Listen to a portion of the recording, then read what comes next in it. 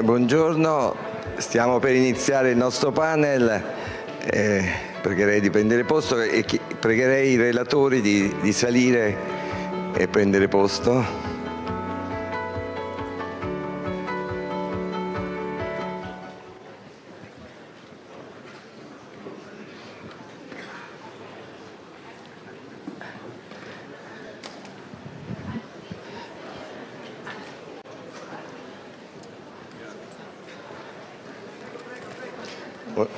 Buongiorno.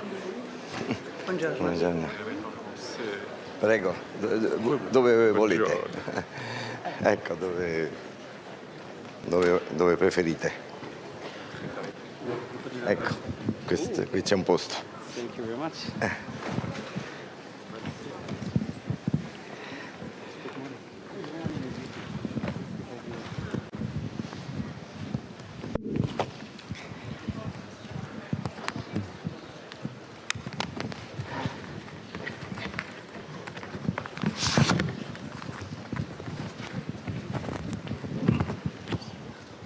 Bene, buongiorno a tutti, signor Ministro, ambasciatrice, eccellenze, illustri ospiti, cari amici. Siamo qui insieme oggi per continuare l'iniziativa di questi giorni dedicati ad osare la pace, che come sapete abbiamo cominciato ieri con una davvero intensa e significativa apertura, tutt'altro che formale, diciamo così, in cui il tema che ci appassiona tutti, il tema della pace, è stato affrontato da tanti punti di vista. Oggi il punto di vista che abbiamo scelto è l'Europa. E confesso che quando si parla di Europa a volte ho la sensazione che sia un tema, come dire, di quelli che si usano spesso per fare qualche tavola rotonda, qualche iniziativa culturale. Si parla di Europa da tanti punti di vista, insomma il tema è sempre in qualche modo all'ordine del giorno. Io credo però che questa tavola rotonda sull'Europa sia diversa dalle altre. Sia diversa dalle altre perché il contesto in cui si colloca non è un contesto ovvio, non è il solito contesto, non è un contesto generico. E lo dico sotto due punti di vista. Prima di tutto, we have seen in the past. The general context where this discussion is going to be held is this major conference with such a large attendance. I would like to welcome, by the way, the many students who are participating, who are attending our meetings today. We're very happy to welcome them here. So we're going we're going to discuss the future of Europe, and after all, the future of Europe lies with our young people, with the younger generations, and your presence here already is an answer to the many questions that we shall be asking ourselves concerning the future of Europe. But I was saying that the general context is different, and not just because we're going to discuss Europe within this major conference, but also given the current times that we are living in. After all, the situation in today's world is what we have heard yesterday, is what was described yesterday. I don't think we need to add anything. Perhaps I could just recall what Professor Riccardi said. He said this is the time of strength, the time of force. So we have a situation where power, where might is right, and where the law of the strongest is imposed. And President Mattarella also prompted us and invited us to think about this. He mentioned the dissemination and a widespread presence of approaches which would almost appear to be violent if seen in the right light. And he also said that very often there are reprehensible behaviors adopted and they would be considered reprehensible if applied to normal human relations. Instead, when applied to international relations, they are considered to be mere political events. Well, President Mattarella, as we know, is always very effective in conveying his meeting and in grasping the very nature of the many problems that we are faced with in Italy and elsewhere. And I think that his words confirm what we have already perceived. In other words, that we are currently in a context which is cause of concern. We know that Europe was established in a completely different context. The European Union was established after the war. There was the desire to turn a new page, to make a clean break with the past, with the presence of totalitarian regimes, with the Shoah. So we had this terrible 20 years period in Europe, which was tragically concluded with the Second World War. So there was this very strong desire to turn a new page, to make a clean break with the past. So after this, we had democracy, rights, multilateralism, peace. And this is when the European Union emerges and originates. This is the general context. And it is in this general context that the Europeans were able to put an end to centuries of conflicts and wars. However, this is no longer today's world. So it is not easy today to discuss Europe and to speak about Europe because we are in a changed context. All of these values are no longer fashionable, perhaps.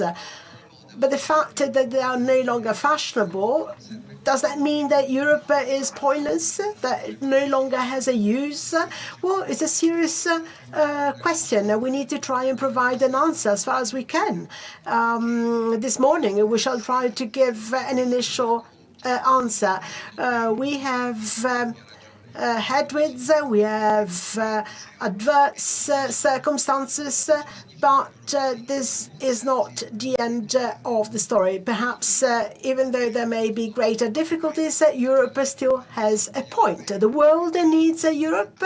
Europeans, European nationals need Europe as a joint initiative, a unitary effort. So this is today's question. I think we will be wrong in adopting either of these two possible responses. Either filling our mouth with fine words, taking for granted that Europe exists, that Europe is going to thrive and prosper, that Europe is the future. I remember a workshop organized by the Community of Sant'Egidio in 2019 in Madrid, the then Foreign Minister of Spain, Mr. Borrell, who became the High Representative for the EU foreign policy, spoke of a European integration which was compared with the law of gravity, something which cannot be questioned, something which is certain, something which is going to inevitably happen. The same as an object that falls to the ground when you drop it, because you cannot go against the law of gravity. I don't think we would be as certain today. We are better aware of the fact that Europe needs to be a choice.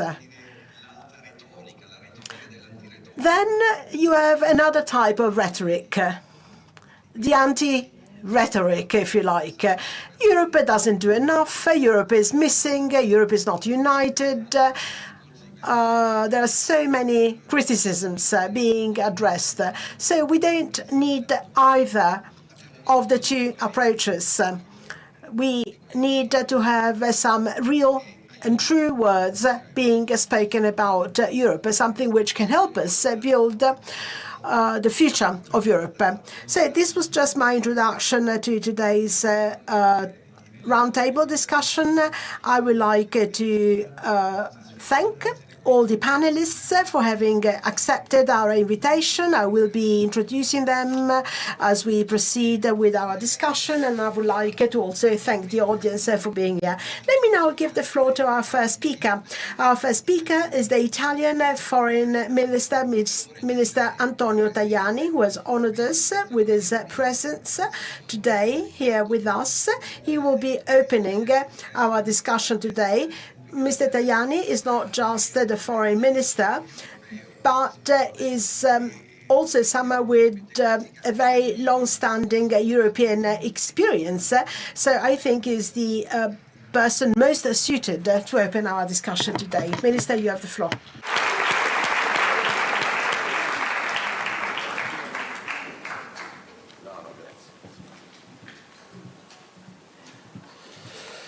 Buongiorno. Good morning, everyone, and thank you to the Comunità di Sant'Egidio to deal with such a crucial topic. It is crucial not just for politics, but also for our own identity. Because if we want to really understand what Europe wants to do tomorrow and what Europe must do today, we have to be aware of what Europe is. Europe is a place where Europeans live. Europe is not the borders of the European Union. Europe is a community of peoples having a shared identity, a Judaico-Christian identity. They have a common history. They have very similar roots beyond linguistic differences. And they all come from the Roman law. They come from Judaism, from Christianity. Europe has also been invaded by Islam. And in our history, you can see, for example, the Norman Palace in Palermo, which is a mix of different cultures. But our identity is very, very clear. And Christianity has marked, has defined the European identity. If you go from Vilnius to Malta, from Prague to Lisbon, you can clearly see a cross that characterizes these different realities. So this is a very strong bond, and this is a bond that has shaped the European citizen. And I think that the stronger this identity is, and this must not be arrogance or the will to prevail on the others. We must be aware of who we are and what we represent. We represent the creep of the law, for sure. And if it is true that we are the only continent in the world where there is no death penalty, it is true that the European culture is human-centered. And this is another fundamental element of our culture.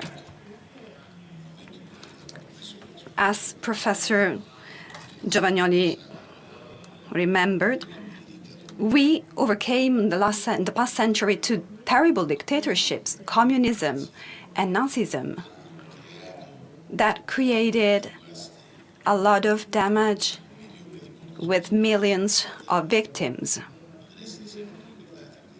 And they are remembered as a negative example. And I would like to add that they are the two dictatorships representing two sides of the same coin, historic materialism and biological materialism. Both cultures eliminate, wipe out from human life the presence of God. And Europe, as the creep of Christianity, then we had also Enlightenment that tried to change the presence of God in history. And we remember when the civilization were God-centered, and then they moved to a different approach. But our identity, our cultural identity, is very clear as Europeans. And this should be the starting point. Otherwise, we cannot understand why we live together, why we gather. This would be just a union of interest, a political union. If we are not aware of what the roots of this political union are, we will have difficulty in going on together. That's why I am optimist on the future of Europe. Because there is a common identity. And if we are able to strengthen this identity, and I would like to quote Leo XIV's statement during his official visit at the Quirinale, he warned us not to abandon our tradition and our identity. This does not mean that we do not want to welcome other people. It means that if we are aware of who we are, we will welcome our neighbors. So Europe is called to welcome because the world is changing. There is migration. Many people that do not share our same identity come to us. But South American people can better integrate in our cultures because they are Christians. And the church can play its own role. These are all elements we should think upon. It is not true that we can better welcome a Muslim person coming from another country if we eliminate the cross from our schools. We would be considered weak. So I think that this is another important element, as well as another important element. We should reunite, and we should welcome the Western Balkans in Europe. This is another important element. Before Moldova or before Ukraine, we should welcome the Balkan countries because they could not participate to the creation of the European project because they were under the dictatorship of the Soviet Union. So what should we do in order to go on together? We must start from Adenauer, De Gasperi, and Schumann's ideas to understand our foundations. We have common interests. We speak different languages. This is true. And I think that we have the burden of the history of every single member state. Why is it easier for the Americans? Because they have a much recent history.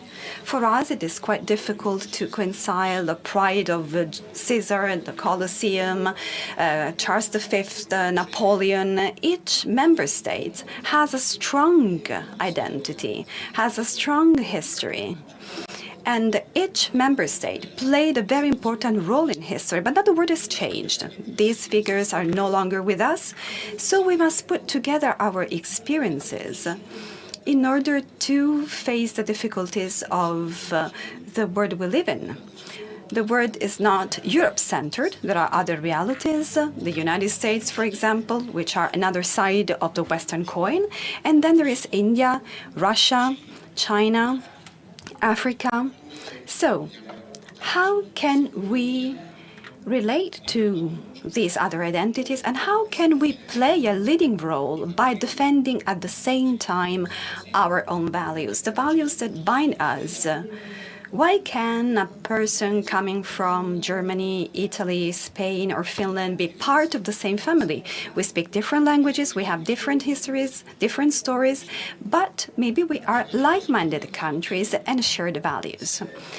And then we have to say, okay, we need institutions in order to keep all these people united, in order to shape a project and play an important political role that we still do not fully play. In the past, all the European countries played an important role in the history of the world, but nowadays, Europe does not play a role that can be compared to the role that played the Roman Empire or Spain or Portugal or the Austro-Hungarian Empire. So what do we need? We need political will in order to help this union to play an important role based on our own values. When we say that we are the only continent in the world without death penalty, this is not just a legal issue. This is an issue of values, because we are a human-centered culture. When we talk about the rule of law, we talk about the rule of law not to be to do some polemic towards the other, but to say that the person comes before the state and the right of the person for those who believe in God. All rights come from God. For those who do not believe in God, you have these rights that are inherent, that comes with you when you were born. So liberty and dignity is fundamental for us. We do not say this because we want to go against a country or against a government. This would be silly. In order to do so, and I would like to say what I think as a politician, not as a member of the government, because the government has not a posture on everything, so it is just my opinion. I think that we need to strengthen Europe from the political point of view. Europe, as it is today, is quite weak, even if this is the biggest market in the world, because China is interested in exporting towards Europe. But the economic giant must be also a political giant. Otherwise, it is too weak and it can be easily conquered. What should this political giant do?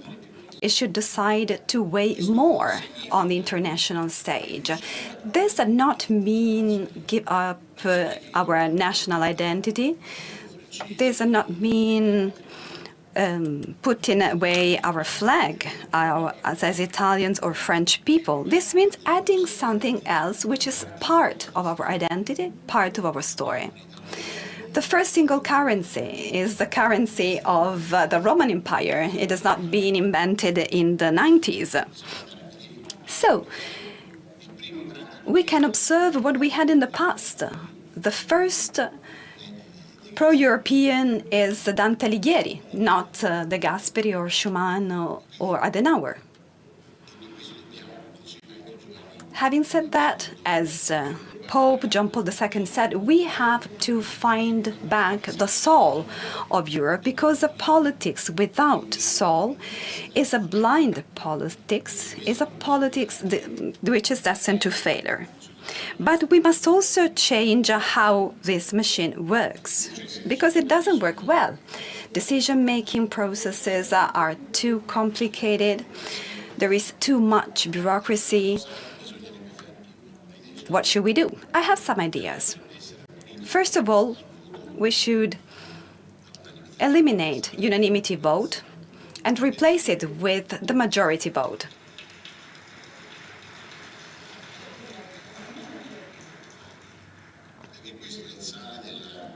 Because this is the essence of democracy.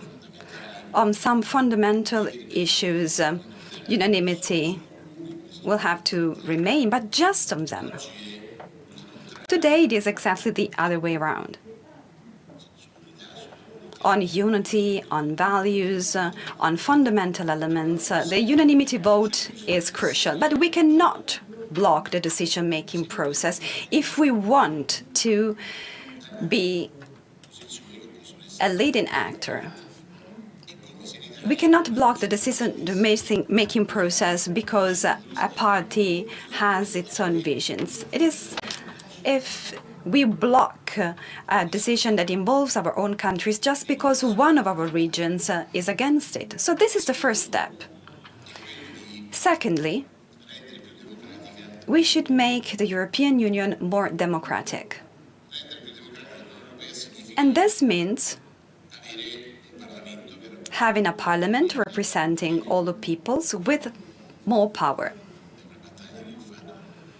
I am waging this fight when I started to be European Member of Parliament in 1994. It is incredible that the European Parliament representing 500 million people has not the legislative power. No Member of Parliament can submit a bill or a proposal for a regulation and a directive. Just the Commission has a legislative power. The Commission is not directly elected. It is a second-level election, and the Commission must have the confidence of the Parliament. This is not true because if we weaken the only elected institution, a citizen could wonder, why should I participate in the elections if my vote does not count? We have a problem of turnout at the ballot, both at European level and at national level. And then another question. Who is Mr. or Mrs. Europe? Nowadays we have different rules. Within the European Union, the most important figure is the President of the European Parliament. Outside the European Union, the most important figure is the President of the European Council. We cannot unite the two roles because the European Parliament represents the elected institution, but we can unify the role of the President of the Commission and the role of the President of the European Council in order to give one leader to both the institutions that are nowadays the leading institutions in the European Union. So we could elect, together with the European Parliament, also the leader of the European Union. That would be the President of the European Commission and at the same time the President of the European Council. So we should be bold and make a decision on this issue and make a step forward. Third, foreign policy. We always say Europe is not a leading partner in the Middle East. Europe is waiting for American decisions. European defense is weak because we have also relied on American help and on NATO. But if the Americans say that we have to spend more, we complain. But we have always accepted that Americans came to help us and to replace us. So, in foreign policy, we need to take another step forward. This does not mean that a national state cannot play its own role. And this does not mean that the High Representative of the EU can do whatever he or she wants. This means doing as we do with the trade policy, where the excellent Commissioner Šefčovič represents Europe's interests after making an excellent synthesis of all the requests coming from different states. It must be an outstanding figure, and we must not say that the role of a commissioner is played by a country because the country didn't have another role. We must all be represented in the institutions, but we need high-skilled people. outstanding figures. That's why many times the single member states avoid to appoint important figures and outstanding figures. But European interests coincide with national interest. And we should be aware of this. And also the European sovereignist should be aware of this. We should aim at a European sovereignism to which all member states contribute, not Italian or French or German sovereignism. Because this idea is no longer right. Values must not change. We must change our strategy. We are 60 million in Italy, and I just mentioned my country, Italy. How can we think to compete with 1.5 billion Chinese or Indians? We will not win because there is a huge difference and disproportion in numbers. The world has changed, and we must protect the interests of the people and the rights of the people. The problem is who can protect better the right of a European citizen. Then the answer is the European Union, and not in opposition with member states, but in collaboration with member states. If we have a clash between European institutions and member states, Europe will not go on and will not play any role. It is clear that we cannot have a bureaucratic vision of Europe, because maybe we made mistakes from a cultural point of view, because sometimes the European Commission is a sort of Leviathan of Ops trying to impose the ideas of 1,000 bureaucrats that have never been in a factory in order to tell people how to do the industrial policy or the agricultural policy. We need to make changes, but be aware that the criticism towards the European institutions must not be confused with the criticisms to the value of Europe and the criticisms to our identity. We must not make confusion on that. We must do a quality leap. It is not easy. It is easy to say in a meeting, but it's quite difficult to translate words into deeds. But we must be aware that this is the only possible path if we want to reach our objective, also the objective of common defense. The Romans said, "Sed vit paces para bellum." That means if you want to keep peace, you must have a balanced situation. Because if one element is stronger than the other, it is tempted to undermine freedom of the other element by using force. If you respect the freedom of a neighboring country, you can bring peace. So you must interpret security and defense as an instrument to guarantee peace. President Mattarella often says that balance can ensure peace. And I share what De Gasperi said in the 1950s. We must build a European defense, which is a step forward if we compare it to the coordination between different European defenses. Coordination is good and it's better than nothing. In Bosnia, there were the Leopard tanks.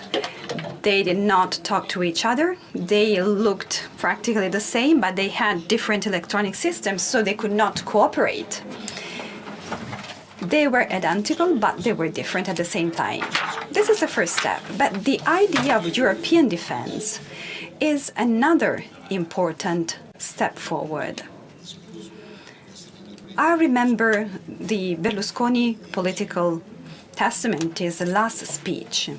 He said, in Europe we need to stop unanimity vote, and then we need to go on with European defense and a single army. And this was also what De Gasperi thought. We must do more. We must be bold. And we must take this path. And I repeat, And I say this to my fellow citizens who think that if you love your own countries, you cannot love Europe. This is not true. And I would like to conclude by mentioning a sentence that I said in 2017 during the anniversary of the Treaties of Rome. I mentioned a book by Sant'Egidio, a Spanish author who wrote a wonderful book on the Roman power and on the Emperor Trajanus. He was the first emperor coming from Spain, and he asked his father, this is just a novel, but it represents what Europe is today. Trajan asked, can a person from Spain become a Roman emperor? And the father, who was a Roman senator coming from Spain, said, of course, because Rome is not a city, Rome is an ideal. So, today's question could be, can we be pro-European without giving up our national identity? The answer is, of course, because Europe is a great ideal. Europe is a set of values that embraces the identity of all of us. This is our common ground for Serbians, Albanians, French, Italians. This is our common ground. So this does not mean rejecting our own identity. We are proud of being Italians. We claim our identity. But this does not mean that we cannot be Europeans as French people, Spanish people, Portuguese people.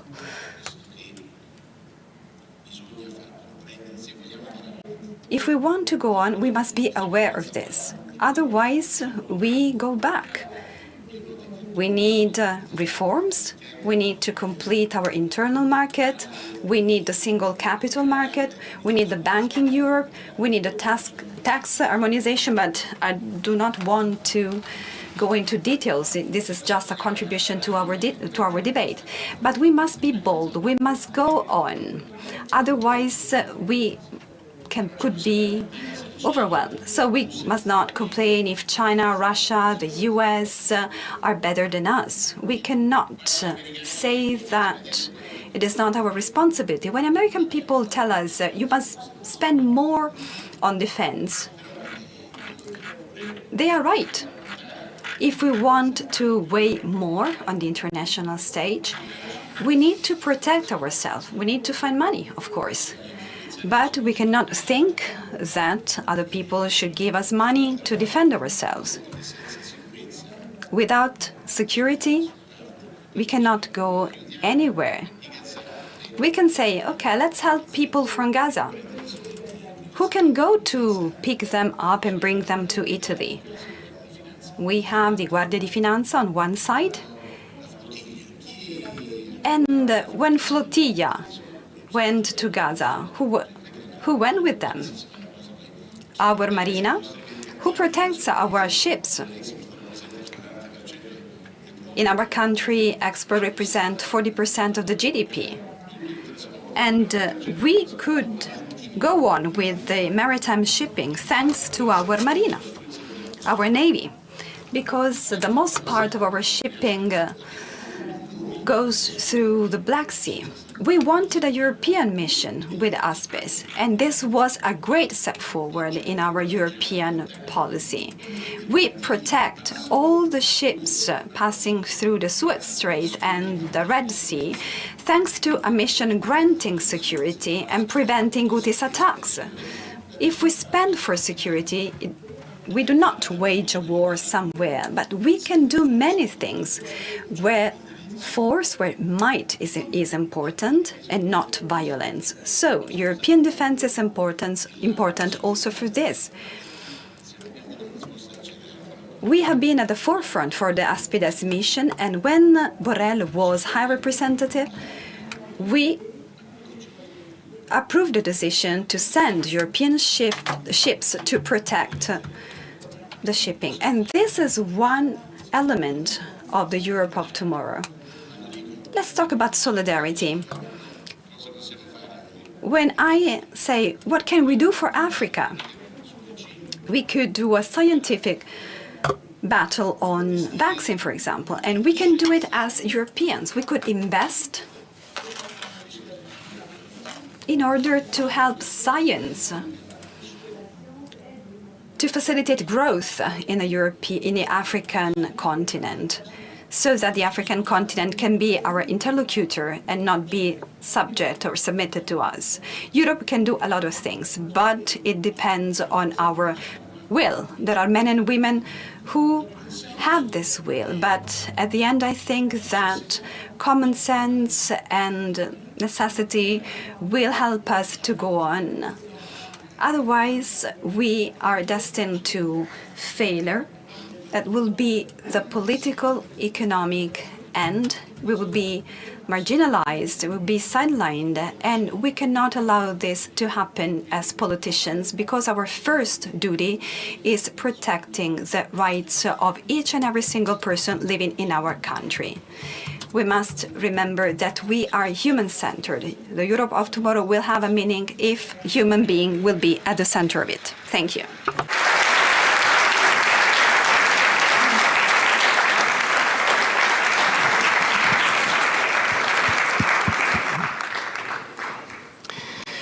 Molte grazie al So thank you very much, Minister Tajani. You're able to connect our initiative, whose roots lie in a reflection on the role that religions can play in the service of peace. And by the way, let us take a leave from the minister, who unfortunately has to leave us because of previous commitments. So thank you very much once again, Minister, for your words today. So as I was saying, let's thank him because he was able to make a connection between our reflection.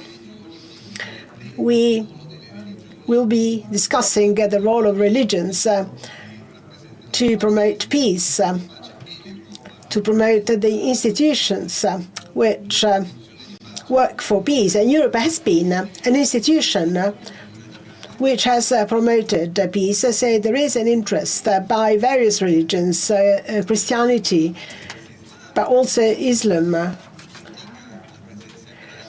even more ancient, the presence of Jews in Europe. Anyway, we have all these various religious forces enriched by the presence of other religions in Europe, following migration flows, which prompt us to be even more open to the dialogue with religions. So anyway, the minister recalled that we have this focus on the role of religions, and then he gave us his opinions, the opinions of a minister, and his conclusions, I think we can all share.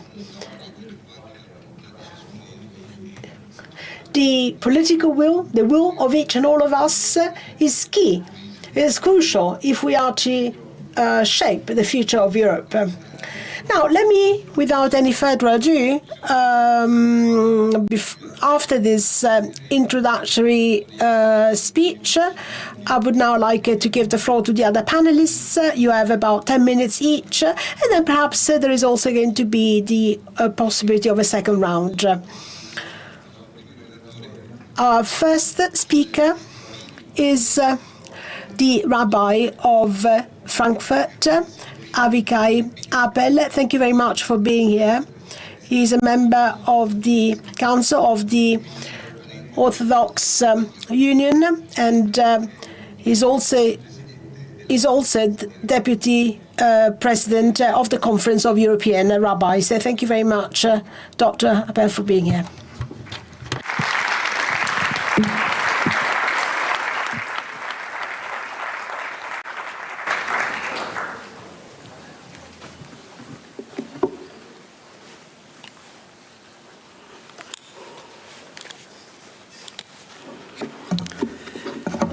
So first of all, good morning and thank you very much. Great to be here, and thank you the community Sant'Egidio for this possibility to think together and to speak about issues who are very important for us all nowadays and even tomorrow. Tomorrow and tomorrow and then tomorrow again, says Shakespeare in Macbeth. And here we ask ourselves questions about the future of Europe and want to address them, hoping to do everything we can to influence, positive influence, the future of Europe. However, we cannot ignore one key question here. Why are we talking about tomorrow at all? People may be dealing with plans for tomorrow for a variety of reasons. In the Tanakh, the Jewish Bible, the Holy Scriptures, we encounter the words of the prophets. They recite their prophecies about the future. Some prophets, such as Isaiah, presented a very positive view of the future. In contrast, Jeremiah's task was to deliver difficult and negative prophecies. Are we talking about the future of Europe today because everything is so wonderful, successful, and good? Or are we talking about it because we are in times when it is easy to see that something could be suddenly go wrong? God beware. Another option would be to talk about it because we realize that not enough is being done to secure a better future for us. King Solomon describes it beautifully, saying, "One generation goes, another comes, but the earth remains the same forever. Time passes, but everything remains the same." It is a problem we want to solve. A Jewish story tells of an elderly man who planted a tree. This tree normally took many years to bear fruit. A rabbi asked him why he was planting the tree if he would not ever get to enjoy the fruit. The man replied, "I will not, but my grandchildren will." We are here to enjoy life, but we are also here to prepare the ground and the world for the future generations, just as our forefathers did for us. When we ask ourselves what Europe will look like tomorrow, we must not forget that today we are witnessing yesterday's tomorrow. We are now living in yesterday's future, and the previous generations worked hard to make things so wonderful for us today. We must not forget it and should be grateful for everything we have today. Well, you might think that I am naive and do not realize the problems we have today and the challenges we face. But that is not the case. We will talk about the problem in a moment. But the future depends on the present. It should be clear to us that if we want to have a better future for the coming generations, we must work hard for it today. Ladies and gentlemen, before Jacob died, the Torah tells us that he gathered all his children together at his deathbed. 12 children are not a few in a family. Jacob wanted to tell them what the future would look like. When he began, he lost his words and could not reveal the future to them. To overcome this somewhat embarrassing situation, Jacob began to describe each of his children's character traits and tells them about their strengths and talents. Jacob did not do this to create conflict and competition. In fact, Quite the opposite.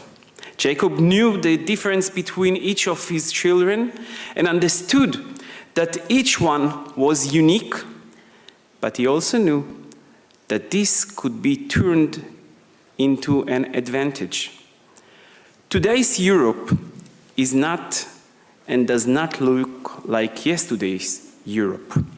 Europe has tried to come to terms with the unforgettable Shoah, in which 6 million Jews, Sinti and Romas, homosexuals and political activists were systematically murdered, as well as with the Second World War.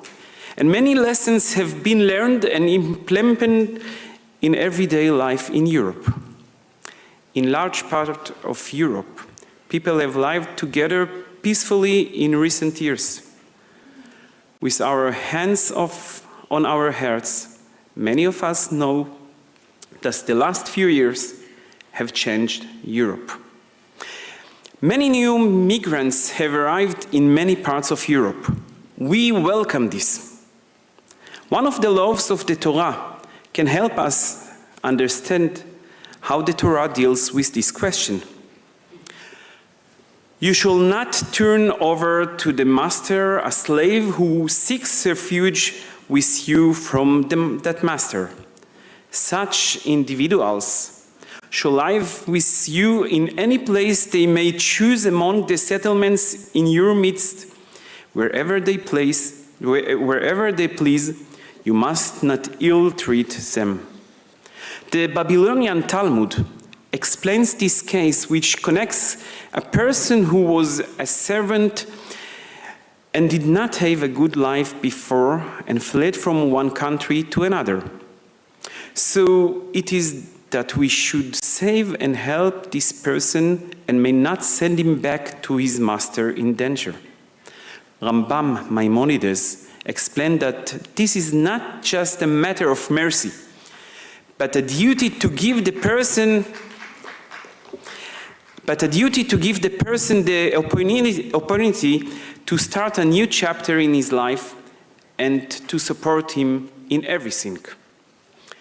When the Jews were enslaved in Egypt for several hundred years, waiting for the moment when Moses would free them, several generations has passed since they had arrived in Egypt.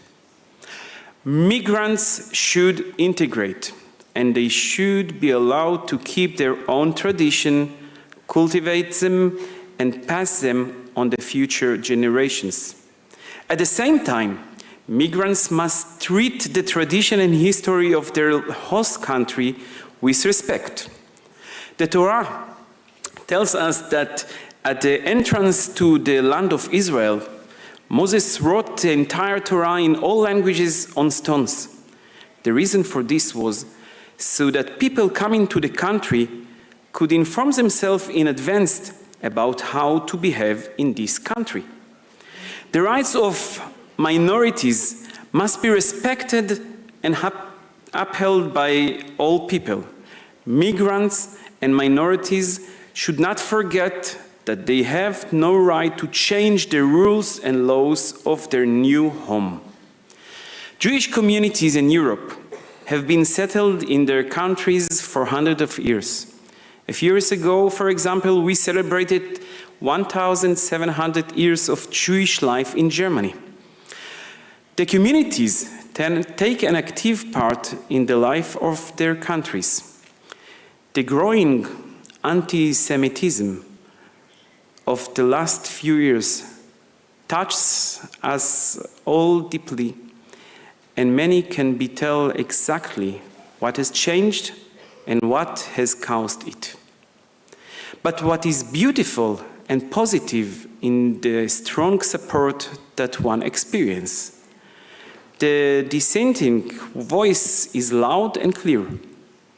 There could also always be more, but churches and associations that stand by to maintain the fruitful, long-standing coexistence deserve great praise for their clear stance and support for the democracy in Europe and religion's freedom for all religions. Thank you very much.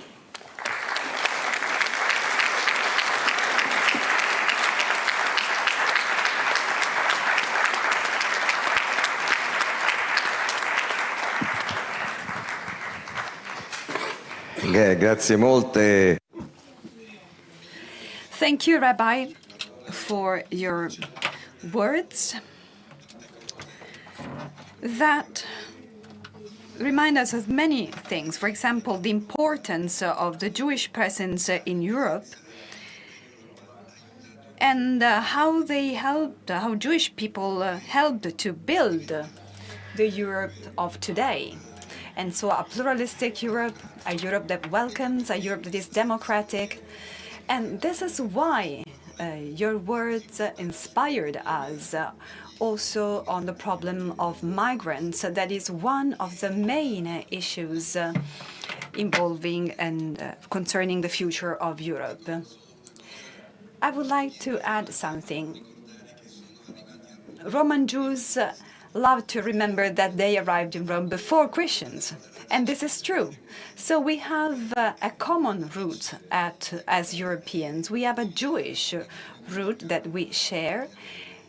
And that's why we welcome all the wisdom of the Jewish religion that also concern the future. The fruits that if we help the tree to grow, could be eaten and enjoyed by our children and grandchildren. I would like now to introduce Lucio Caracciolo. He is very well known here in Italy and I think also abroad. He is very well known in Italy because he was maybe the first. Mr. Caracciolo, you can go to the podium. Just a few words of introduction. We know Lucio Caracciolo because he's the director of Limes, a geopolitics magazine. But maybe few of us remembers that this magazine and Lucio Caracciolo introduced in the common language the word geopolitics. Now, we are also experts of geopolitics, but in the past, this was not the case. Thanks to Limes, we have learned what geopolitics is. In the past, it was something exotic, and we are happy to listen to Mr. Caracciolo. The floor is yours. Thank you. Good morning, everyone. First of all, thank you to the community of Sant'Egidio for daring hosting this international meeting called Daring Peace. So the first thing that comes to my mind is that we as Europeans are not daring peace. Everyone negotiates with anyone, but we do not negotiate with anyone. And we discover that we have different ideas on what peace is. And then we have the panel of today, the Europe of tomorrow. The Europe is always a Europe of tomorrow, and it has never been a Europe of yesterday. We have never seen in history a European actor, a European player. And as Minister Tajani said, in the past we had big empires, small empires, and I do not know any European nations that didn't have an empire in the past. And the memory of empires weighs on our conscience. Rabbi was mentioning Macbeth. I prefer King Lear when the Count of Kent says, I say that I'm not less than what I look like. It seems that we want to claim that we are more than what we actually are. And this is not useful to matter more, to weigh more. I would like to try to start from this last thought and remembering that Europe is not just a concept. Europe is also a space. When you say, in Italy you say Europe, you mean European Union. If you go to another country, at Chiasso, this country does not belong to the European Union. So when you say Europe, Europe is something else than European Union. And we could go on. And according to what we learned at school, Europe goes from the Portuguese Atlantic coast to the so-called Urali chain, that is just a chain of hills in Russia, and there are 55 countries. Kosovo is a state. For some Europeans it is, for somebody else no. Is Bosnia a state? If you go there, you realize that it is not a state. So let's try to say what things are really. And about geopolitics, when I was a professor at the university, the first thing that I did was asking our students to draw a map. And I have about 200 maps, and they are all different.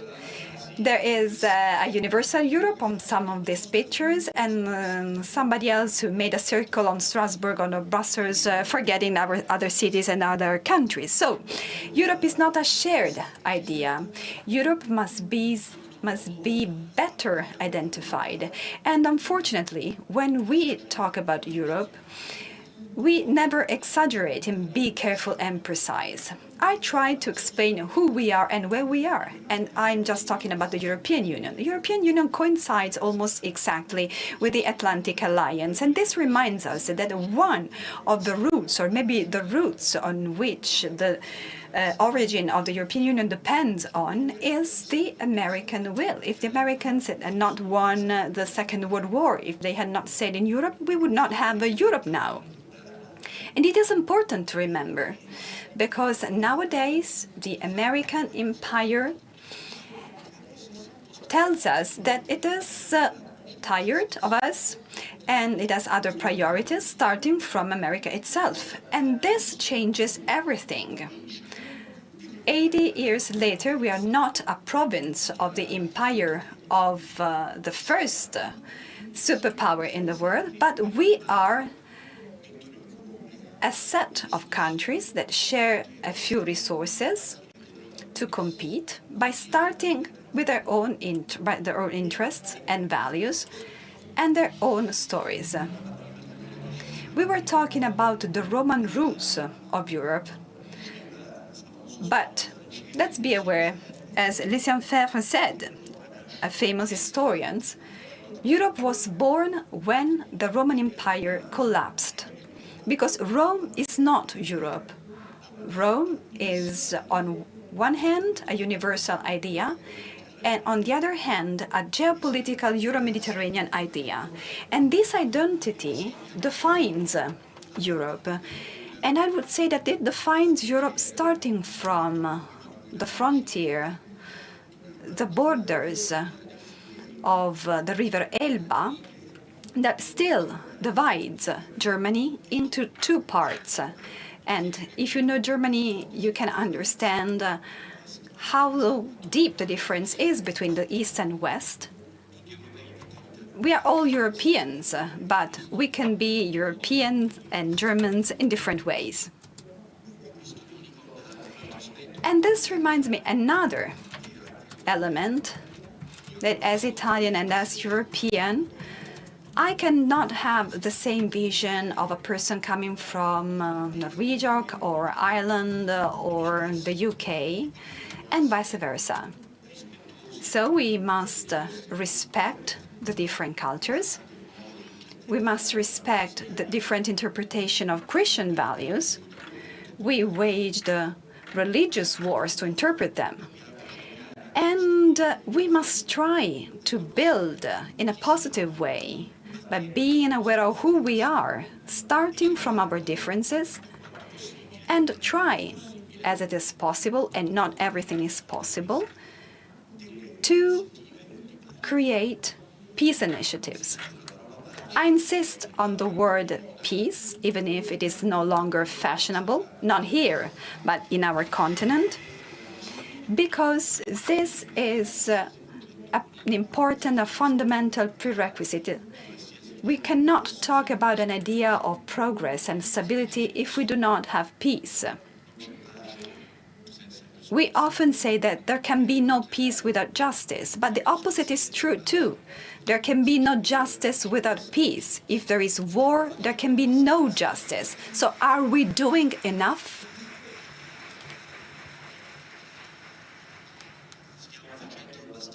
Are we doing enough to build this starting point for any common project? The answer is no. And I am a bit ashamed of this. We all bear a responsibility for this.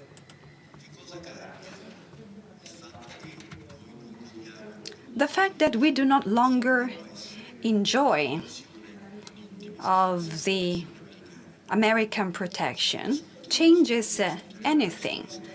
Historians will debate maybe this protection was just a mask, was just formal, or was a reality. But now we feel a bit orphans.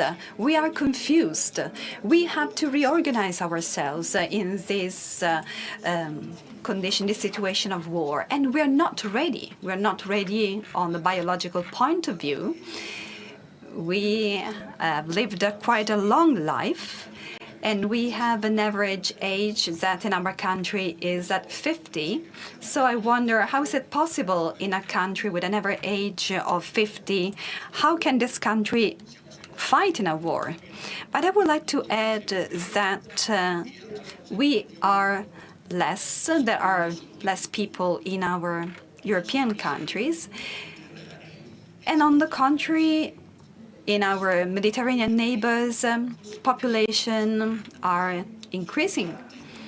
They are quite close to us. They belong to our story, to our tradition, and sometimes it is easier to talk to a person coming from the south or to the east than to someone looking at our world from the Arctic, for example. So this change, and I will conclude on that, implies an hegemonic transition on the global stage, from the American superpower to somebody else. But we do not know who will take the lead, because no one has the capacity to do so, not even China. So we all think of the future, starting to think on ourselves, and we give our own resources for our national projects. What does it mean? It means that in a phase of transition, we think of transactions. I can agree with you on something, and I can agree with your enemy on something else. This is how the world works now. And what about us? We pretend to agree on everything, but this is not right. You must start from reality if you want to build peace.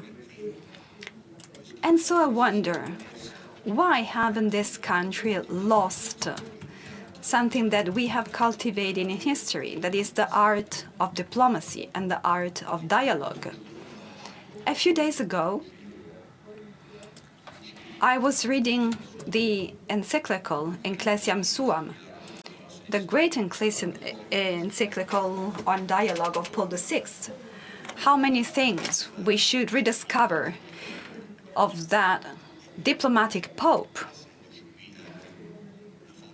And here we have a strong presence of the church and of the cultural world. And I ask all our friends of the church and the cultural world, maybe I ask you, don't you think it is right to rediscover your art of diplomacy? It would be very important for us because it could have a very strong influence coming from a universal entity. And this is today that in a transactional world, you need to have something to exchange with the other if you want to be perceived by the other. And so, inaction is criminal when there is war around us. And we must overcome inaction. And I think that every one of us, our country and a group of European countries, should take the initiative and starting rebuild a peace that is perfectly possible in Ukraine, in the Middle East, and wherever peace is threatened. Thank you.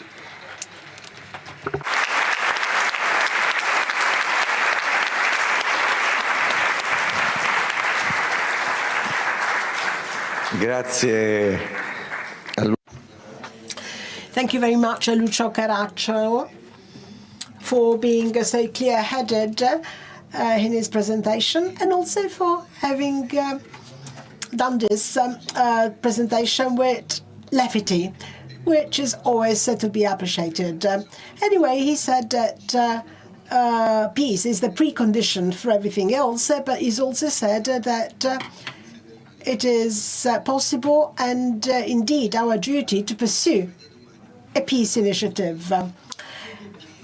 Europe's future lies always in tomorrow, which is true. After all, we do not have previous or historical institutions from which Europe has originated.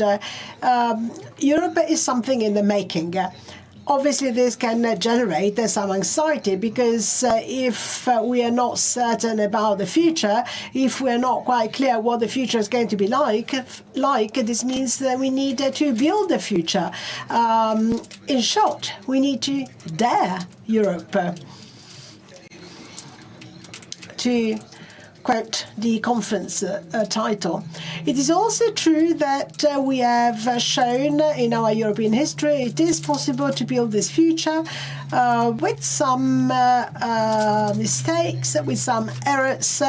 It's a trial and error approach, but we can build the future. And Pope Paul VI was mentioned. Well, he became famous also in the diplomatic and political history of the Catholic Church because he has led the Holy See and the Catholic Church to participate in the Conference of Helsinki. And this conference was, I think, a stroke of genius in Europe because borders, even if they're wrong, are being accepted. Peace is more important than justice. But at the same time, borders are also irrelevant. They can be changed if we all agree. And they must be made relative. So there is a wisdom here, which comes from the full use of the arms of dialogue and diplomacy, whose importance was rightly underscored by Lucio Caracciolo today. So thank you very much once again. And now I have the great pleasure of introducing the Archbishop of Reims, Éric de Moulin-Beaufort, who is here amongst us. Thank you very much for being here. After having chaired the Conference of French Bishops until July this year. So he has chaired a very important church for the construction of Europe, a church which has also been important for many other reasons. He's also a member of the International Association Cardinal de Lubac. He's also an editor in the Communio Review, and is a member of the board of directors of the Nouvelle Revue Théologique. So we can fully understand his theological expertise from these titles and qualifications, and we're also aware of his pastoral experience. So thank you very much. I apologize if I'm speaking in French. It is my duty also because I am also speaking in the presence of the French ambassador. So to speak about the future of Europe appears to be an increasingly difficult task. The world is taking shape beneath a veil of anticipation and blindness imposed by the ecological crisis we might call the climatic transformation. Which parts of the continent will still be inhabitable in 50 or 100 years? From what I read here, no one seems to know for sure. We all live more or less telling ourselves that we shall see. Still, we must try to answer. And so, I need to start by venturing a definition of Europe, since this is what is being discussed today. Europe appears to have been originated from a spiritual movement which has transformed the barbarian peoples who gradually settled towards the West. On one side, their fascination with the Roman Empire, on the other, their reception of what was most foreign to them within that imperial heritage, namely the Christian faith, itself sprung from Judaism.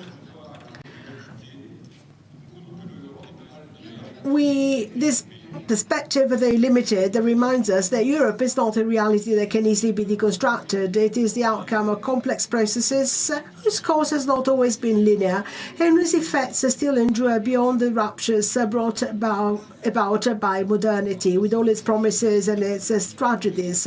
These processes have not unfolded in the same way, nor always in the same direction across the different lands of Europe. However, we can see some of the structural elements of Europe which have already been mentioned. The fact every single human being is seen as a person. They are all accountable to themselves and of the history of the world. And they all have rights and duties. Hence the notion of state, which I think comes from the heritage of the Roman Empire and of the Christian faith. Hence the progressive emergence of the notion of nation. If we believe in historians, if we believe in what Pierre Manin says, nations are the scale on which a love of one's neighbour can take a concrete form. Europe is also marked, however, in ways very difficult to describe by its constant confrontation with the figure of Jesus, the king who chose to reign through self-giving. Every king, every emperor, all those who sought to exercise power in Europe, and more broadly anyone who has held even a fragment of authority or power, whether by right or by force, have had to measure themselves against this figure. A figure which is made new again in the lives of saints such as Martin of Tours or Francis of Assisi. And the same holds for all those who amassed their wealth. It is hard to trace the influence of the Beatitudes on personal conduct or behavior. Harder still to discern the imprint of the gospel in social structures. But it cannot be denied that European history has been shaped by the fact that the proud and the greedy have had to define themselves against the backdrop of these figures of poverty, humility, and obedience, figures promised nothing but eternal life. Europe is also the continent where anti-Judaism reached its most virulent forms, and where communism and its Soviet incarnation were born, an ideology that ruled much of this cultural and geographical space. Yet even that ideology and the empire built in its name sprung from the same dual heritage, from the Roman sense of historical destiny and the Christian faith in the triumph of the oppressed. Let's take a step back and see Europe within the world. The global characteristic of Europe is the fact that it's been the continent of projects, the continent of those who believed that they possessed a vision for the whole world and who summoned the necessary forces to implement it. Hence the great voyages of exploration, until recently called the Great Discoveries, hence the Industrial Revolution, which was also a revolution in agriculture, hence the colonial adventure, and above all, the altogether different adventure of the Christian missions. Whatever judgment we may pass on these undertakings, and it is right that we do so, they transformed the planet and made tangible the idea of the unity of humankind. They overturned mindsets and implanted within the minds of all peoples new ideas whose impact is far from complete. This brings me to attempt a diagnosis of Europe today. One of its defining traits, compared with much of the world, is the secularization of minds. We see this in France, the exclusion of religion from the organization of human life and political order. What then does Europe bring to the world?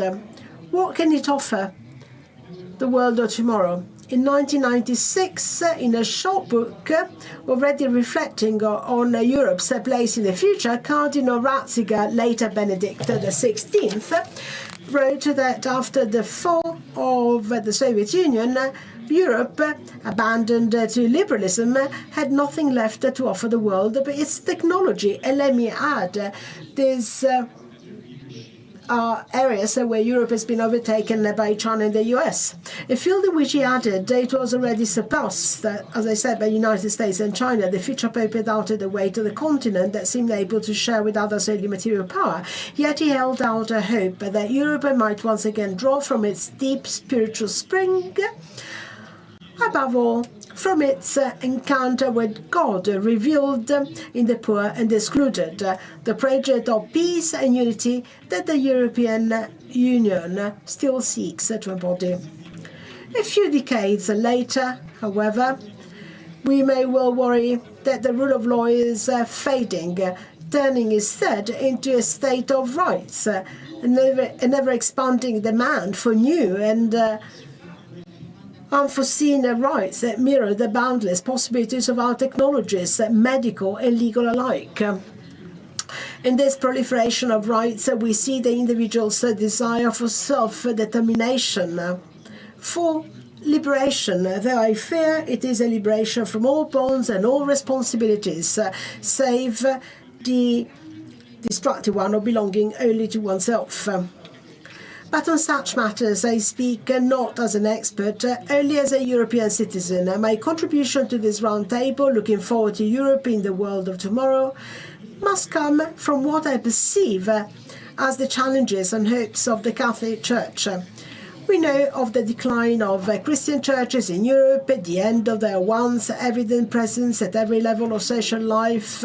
We can feel anxiety, we can be afraid, or we can, and this is the position I try to take, we can see in this a providential opportunity to restart, to join the new and the old, like described in the Gospel, in carrying out the mission entrusted by the risen Christ for the good of all humankind. Today, our churches in Europe live thanks to the contribution of priests, religious men and women, and lay faithful from Africa and Asia. They are being transformed by these new contributions. Every episcopal conference knows that you cannot simply plug its holes with help from abroad. It must accept that church life, Christian spirituality and theology in our countries are being renewed through these gifts. The vast phenomenon of migration, so central to Europe's current anxieties, thus takes on a different form, that of an exchange of gifts, a communion in riches received and shared. Much of the fear surrounding immigration arises, to be honest, from the arrival of Islam in our continent. We should not forget that for centuries, Eastern Europe stood as a bulwark against the Ottoman Empire, ensuring the relative peace of the West. But let me say this. I want to be brief, but one does not respond to a religious and to a spiritual force with barriers or customs control, but with the spiritual energy of one's own. How will tomorrow's Europe account for the freedom it claims as its treasure? Another feature of our European churches is that they have lost the near monopoly they once held in social assistance, in social care and service to the poor. Today, any such work is made more complicated by bureaucratic constraints and the drive towards professionalization. Yet from this has come an unexpected freedom, the freedom to welcome what people in precarious situations have to offer in their experience of God and in their understanding of what makes a human being human. The community of Sant'Egidio knows this very well. It has long shared life with those on society's margins. Pope Leo XIV's apostolic exhortation, Dilexite, building on a project begun by Pope Francis, has just extended this attitude of shared welcome to the whole Church. It has already been clearly manifested in various charitable and spiritual initiatives in recent decades, some of which in France. I will end by drawing this lesson for the Europe of tomorrow. Either it succeeds in renewing its way of welcoming or not welcoming migrants, and in the way it looks upon the poor who live within and form part of it, or it will sink into insignificance. The first path is the harder one. It is also the most inspiring and perhaps not as impossible as it might seem. Thank you very much.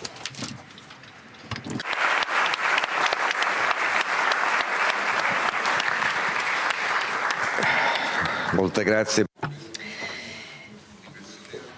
Thank you for this very comprehensive speech, and I thank all the speakers to respect the 10-minute time. And this was a very important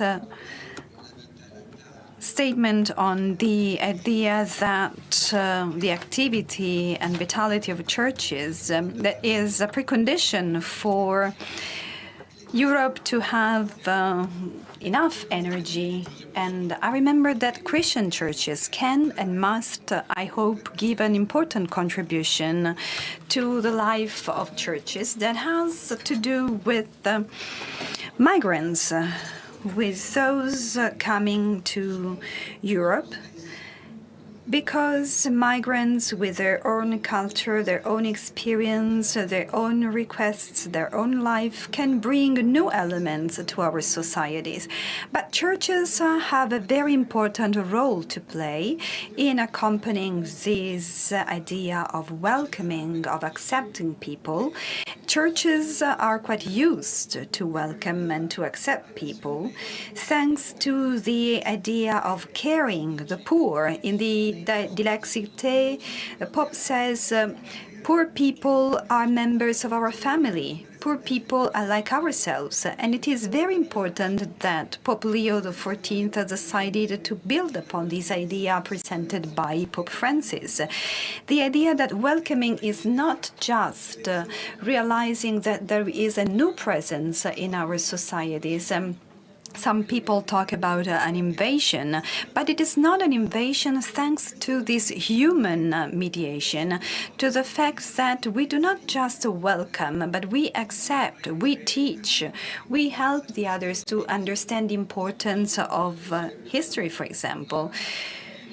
So I share the final hope of Archbishop de Moulin-Beaufort expressed on the possibility to renew Europe through the path that he showed us.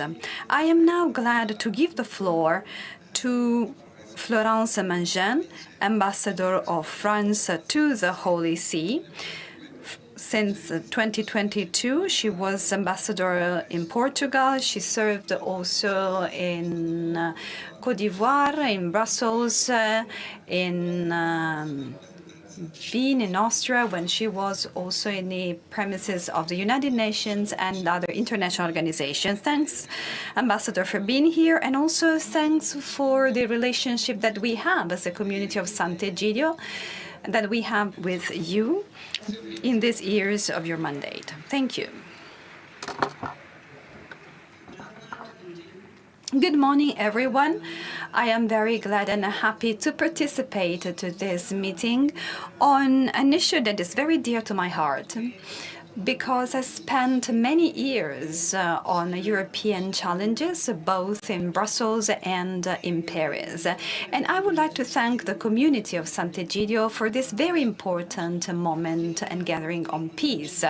I will go on in my French language. in order to experience altogether multilingualism that is a very important feature of our European family.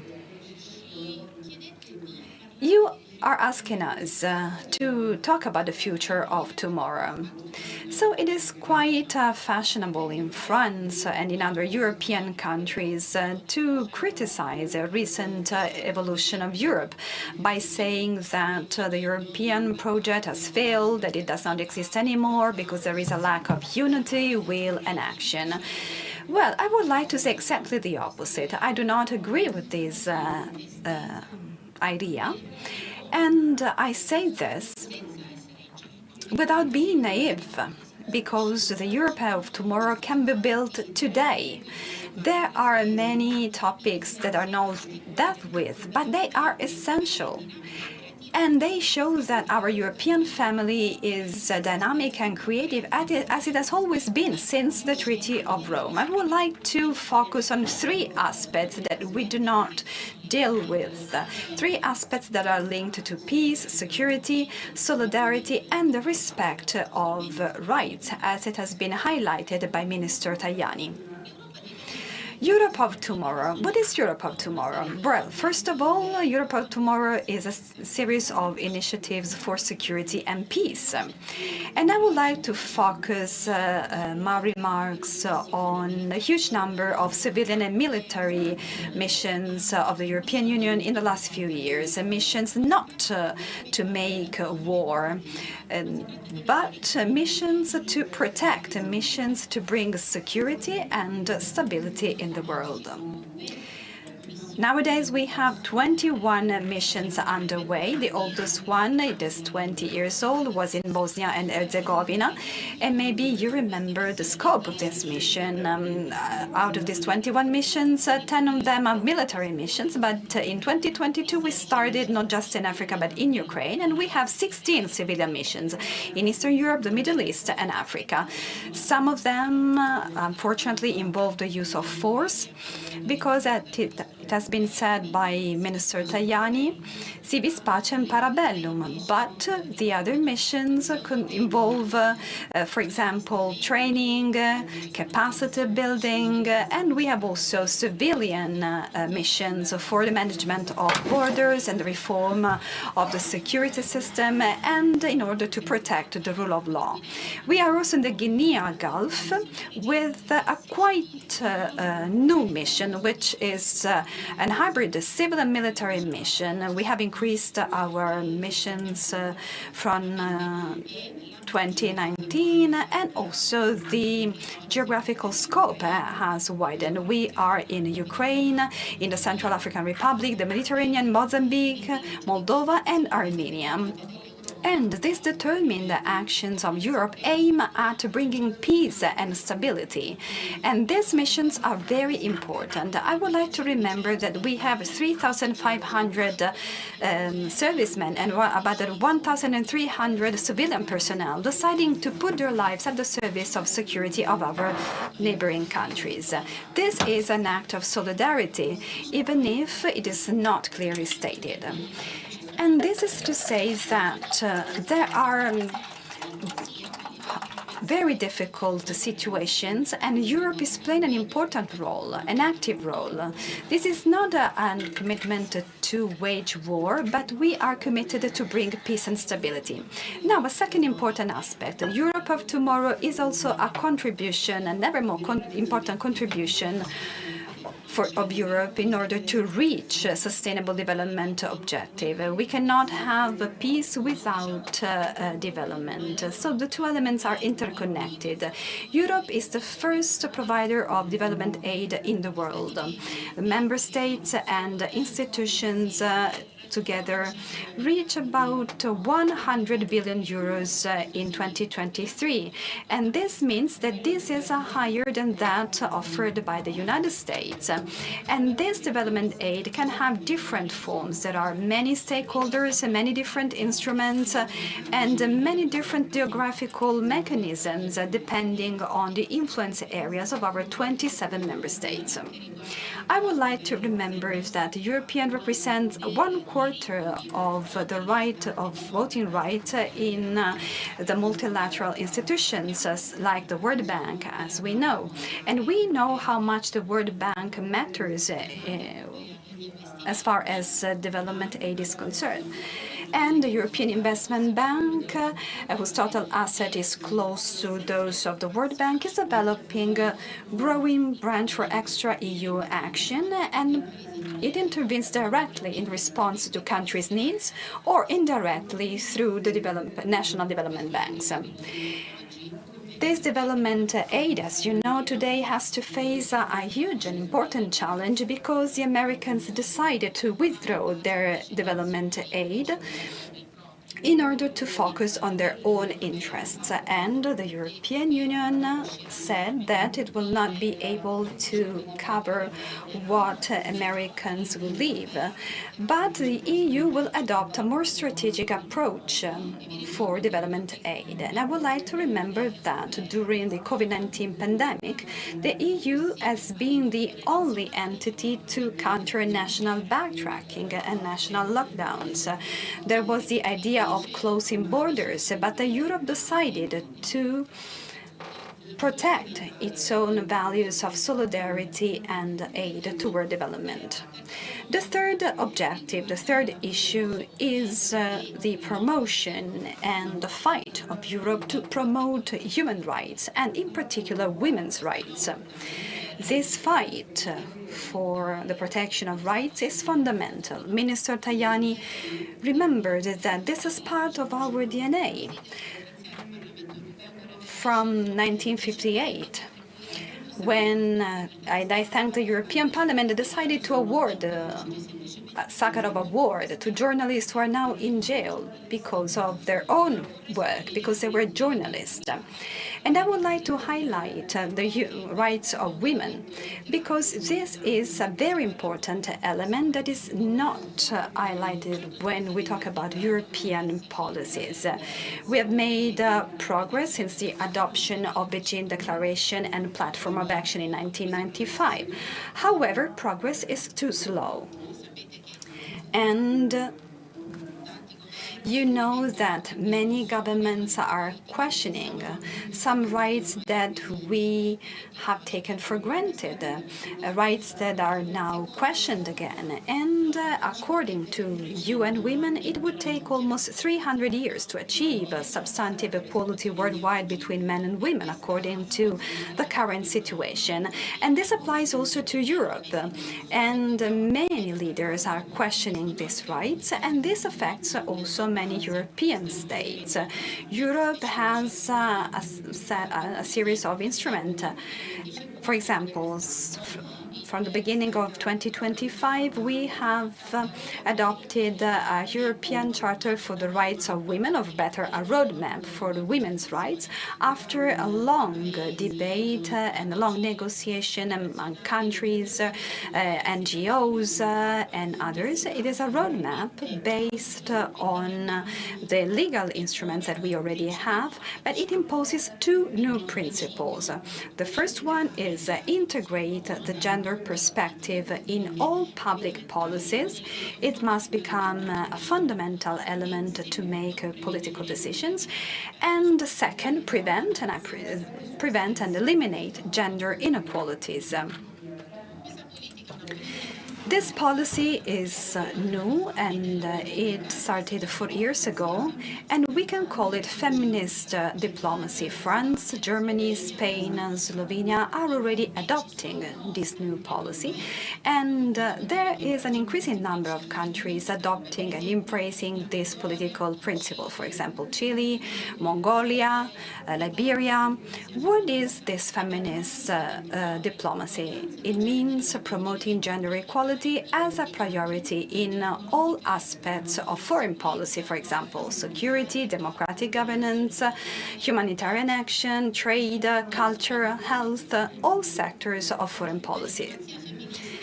Feminist diplomacy is a fundamental leverage in some sectors, for example, environment, climate, health, education, and of course, peace. And why do I say that? Because we know that women have a lot of different skills and they can bring about very difficult mediation also in domestic crises, for example, in the African continent. This feminist diplomacy in France has been translated in two concrete actions that it is important to underline. First of all, we have a fund in order to help a feminist organization. It was created in 2020. And this fund benefits of some important funding that it offers to 1,400 organizations in 75 countries. It is a solidarity fund useful to help feminist organizations and women's organizations in those countries where freedom of association is very difficult to achieve, much more than here in Europe. A second concrete element, the Laboratory for Women's Rights Online. It was created in 2024, and this is the first international platform where we talk about projects against violence in the digital environment. This diplomacy has organized also a series of events that are very important because they represent the commitment and the efforts of this new forum.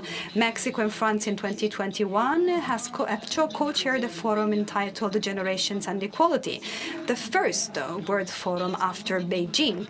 And last week in Paris, we had the Ministerial Conference on Feminist Diplomacy, that after Germany and the Netherlands and Mexico has been hosted by France with 500 participants, 50 states invited, and a very high number of non-European countries, and this is very important.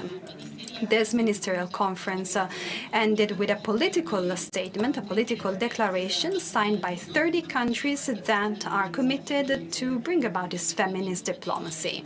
And this is one of the priorities of the public policies in these 30 states. So when we talk about Europe, it is true that it is important to do what Éric de Moulin-Beaufort said, talking about the spiritual dimension of Europe. But we must also talk about concrete actions that Europe is carrying out that are often underreported. But these are important elements if we want to build the sense of Europe and its stability and solidarity in the world.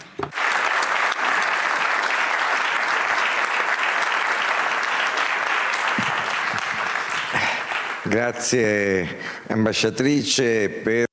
Thank you very much, Madam Ambassador, for having reminded us of Europe, which is evident and hidden at the same time.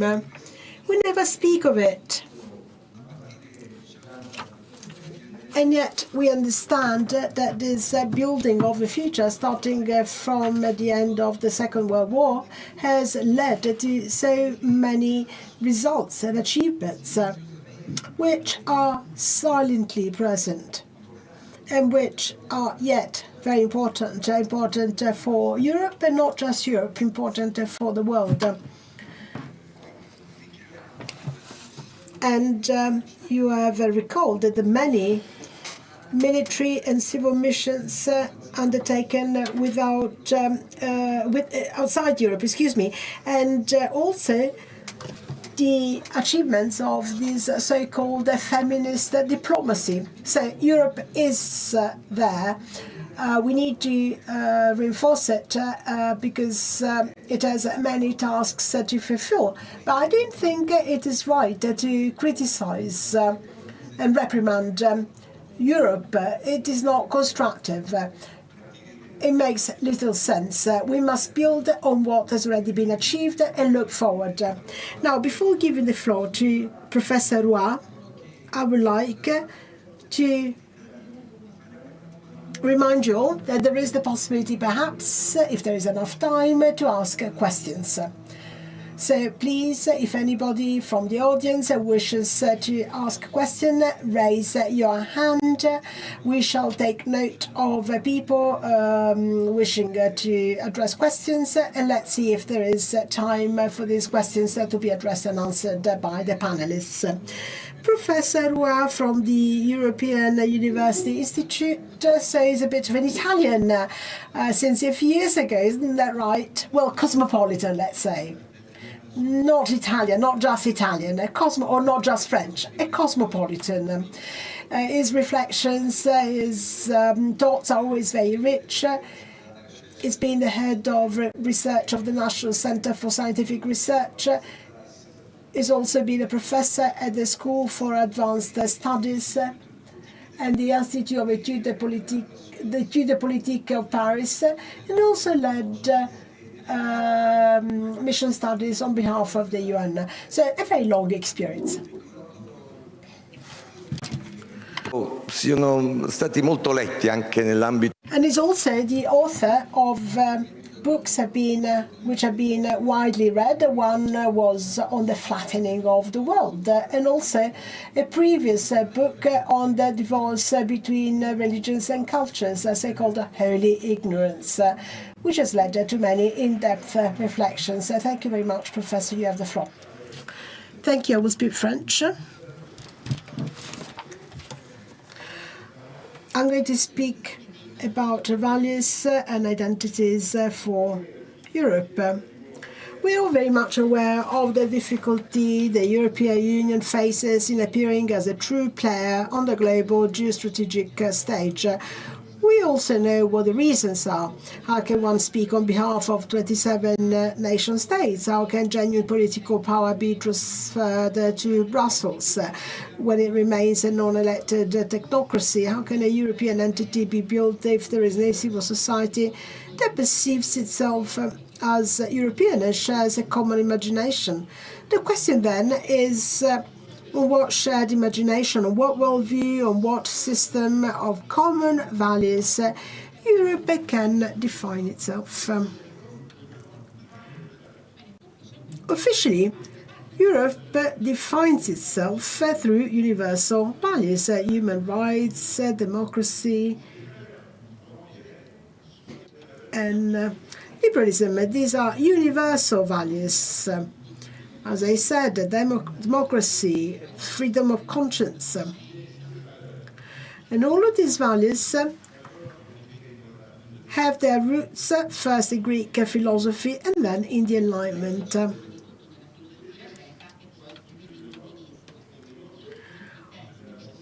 All the texts which make up Europe come to us from the Enlightenment, this liberal thinking of the 1700s.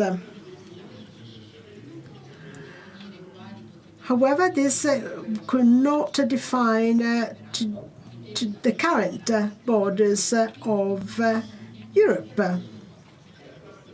If every country adopting European values at the periphery of Europe has the vocation of joining Europe, this means that Europe no longer has borders. So another genealogy of values would be to see Europe as a very particular entity, essentially based on a Christian story. The conversion of pagan peoples, the millennial dominance of the Catholic Church over education and culture, the importance of canon law in shaping major legal concepts, and so on. Minister Tajani has just described this vision. Well, perhaps it's oversimplifying to think that Europe is a fusion of these two genealogies, the Enlightenment and Christianity, often adding, by the way, the term Judeo-Christian, so that we can sound more inclusive. We must also recall that Christianity and the Church, Catholic Church and the Lutheran Church alike, have taken from Judean culture only what went in the direction of Christianity. The church did not accept that culture could be producing something which was not already contained in the Old Testament, the place which had been attributed to Judaism.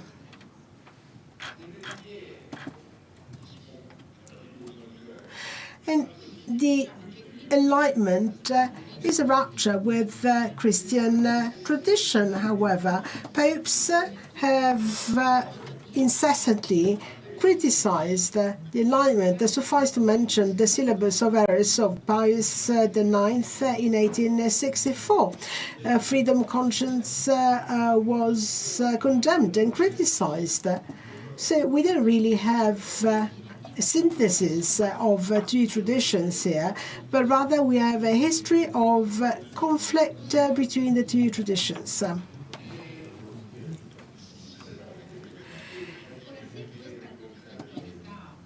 If this conflict has been appeased to some extent after the Second World War, it could also be said that today, more than ever, we are engaged in a war of values concerning abortion, for example, or sexual freedom or gender. There are deep conflicts. It isn't just a question of having different opinions. We are speaking here of anthropological issues which require us to understand what is at the very origin of these social issues. So we understand that increasingly there is incompatibility. Pope Benedict XVI spoke of non-negotiable principles, which he opposed to the dominant culture in Europe. And we also are aware of tensions which exist today onto the possible extension of individual rights on choices concerning gender, procreation, and the like. So this was my first point. The second point is the following. Both traditions claim to be universalist. The Enlightenment, as much as Christianity, addresses the whole of humanity. The Catholic Church reaffirmed this universalism as early as the start of colonialism in the 16th century and continues to do so through the words of the last two popes. So how can one refer to two universalisms in order to define the particular space that is Europe? On the one hand, the Enlightenment, on the other, the Catholic Church. Well, today we can say that it's a rhetorical question because we have an interesting evolution which questions the universality of both the points of reference, of both options. Increasingly, these two matrices, the Enlightenment and Christianity, are presented in Europe increasingly as identity markers rather than calls to universality. This is obvious in the case of Christianity, where the notion of a Christian Europe is invoked to oppose immigration, which is alleged to be mainly Muslim.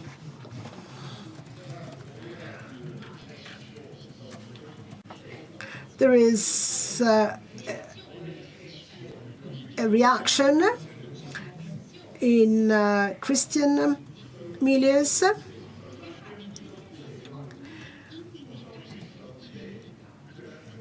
and this Christian reaction has made Christianity an identity marker. An even stronger one as faith and practice fade within an increasingly secularized society.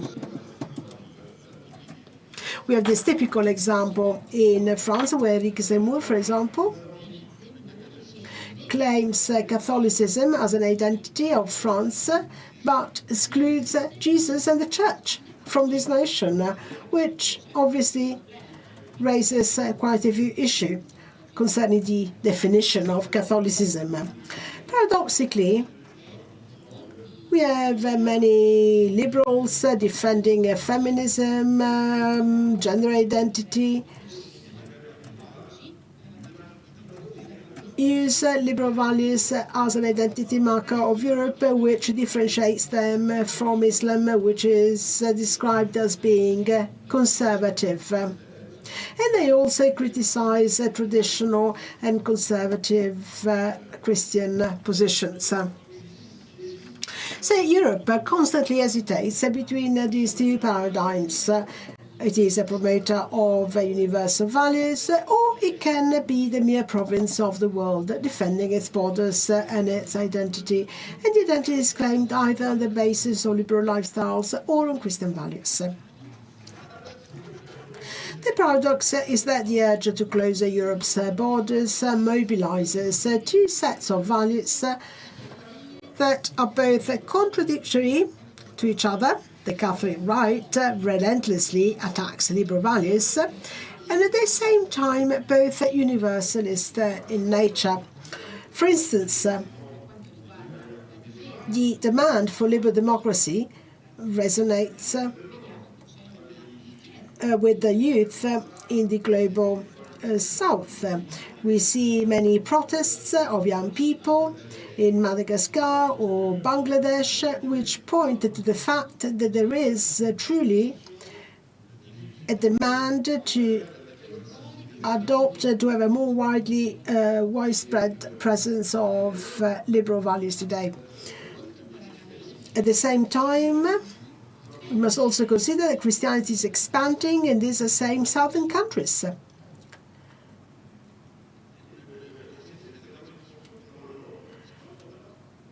It is expanding everywhere except for Europe, which is a problem if we want Christianity to be the identity marker of Europe. We have Muslim immigrants to Europe who feel closer to traditional Christian values than those of the left, perceived as having facilitated immigration. So very often we can see that there is this conflict affirming Christianity is done outside Europe, and this demand for freedom is also being done outside Europe. And in Europe we have battles being waged which point to the protection of an authoritarian model. So there is a difficulty in Europe in defining itself as Catholic or Christian, and it is no chance that the last two popes, one are not European and two have come from missionary realities.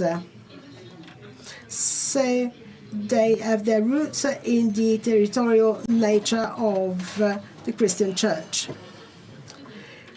In short, Europe wavers constantly between two stances. It either sees itself as a model promoting universal values, Christian or liberal, or it experiences itself as a mere province of the world defending its borders and identity.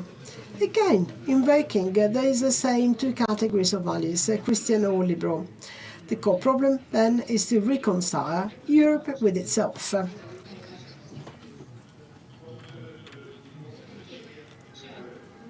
We have, as I said, this war of values. The risk is that, on the one hand, Christian identity is separated from the Christian religion.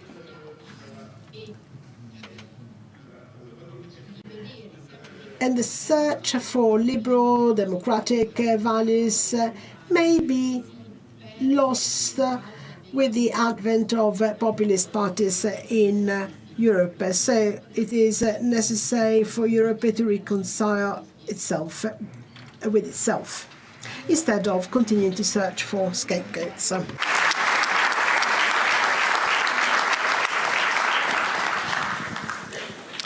Grazie, Professor Roy, per le cose.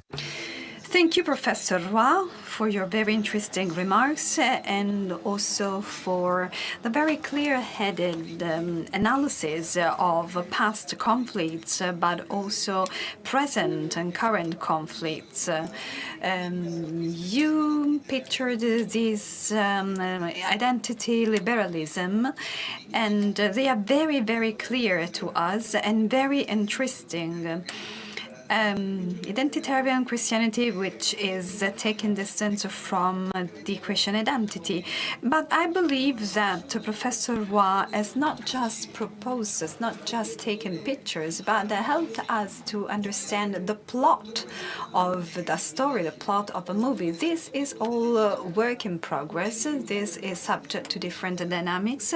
And that is why there is also an internal conflict in Christianity, for the religion that we live in, our identity. For Pope Francis, non-negotiable values are living the gospel, for example, and not principles to impose to anyone. So there are inner dynamics in ideologies and religious, but also external dynamics, and then also history.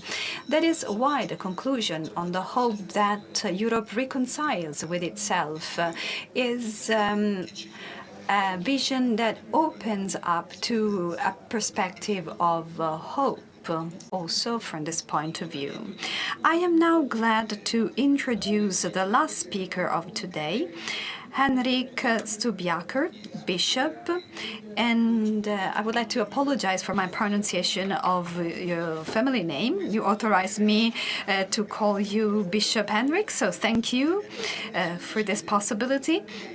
And Bishop Henrik is Bishop of the Diocese of Viborg, and he has been very committed in the ecumenical dialogue, and since August 2023 has been president of the Lutheran World Federation, representing 78 million Christians of Lutheran traditions in 99 countries and 154 churches. I please ask you, Bishop Henrik, to take the floor, and I would like to add that I must confess that I did not know you, and so I asked artificial intelligence, and ChatGPT gave me some information, some elements about you. ChatGPT said Bishop Henrik has a great vision and on two pillars, hope and solidarity. So a wonderful presentation by AI.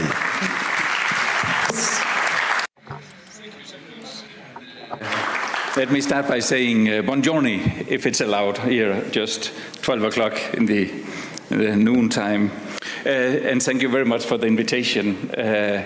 It's my first Sant'Egidio International Peace Meeting. So I think you can imagine that I'm actually very impressed and very joyful. I see this meeting as a strong sign of hope and also solidarity, I could add. And I see this meeting as a sign of our joint willingness actually to try to go further in our reach for peace. So thank you so much. We are here to discuss a pressing issue for us, Europe's place in the world of tomorrow. We do it at this international meeting under an overarching theme, daring peace. And let me also add, in this Jubilee year, we should add also courageous hope. So it's both with daring peace and courageous hope that we are gathered. And my central message today is that we in Europe must be brave and vigilant in standing for freedom and dignity and for hope for those in need. The theme of daring peace challenges us to dare to show courage when we discuss how we as Europeans, as politicians, and church leaders and as scientists can contribute to ensure a future with justice and peace in the world. From a Lutheran perspective, politicians and church leaders have shared tasks to enable participation, build trust in society, challenge injustice, and to discover and nurture signs of hope and to empower people in need. European societies are still characterized by what we can describe as fundamental Christian values: the respect for the freedom and dignity for individuals, respect for universal human rights, acceptance of a collective responsibility for those in need, and acceptance of our overall responsibility for our planet. That is the legacy we jointly must pass on to the world of tomorrow. If we as Europeans are to make our contribution to this common task, it requires, first and foremost, that we take action. It requires that we actually wake up and that we realize that the gospel has something extraordinary to give, and that Europe as such has something to give if we stand together. And why? Why do we have to wake up now? Because the people of the world face unprecedented challenges. A climate crisis that threatens to make large parts of our planet uninhabitable. And thousands of animal and plant species are threatened with extinction. Growing inequality and polarization in the world with the ensuing negative consequences, and a paradigm shift in the global agenda from a focus on common development and international conventions to military armament and separatism.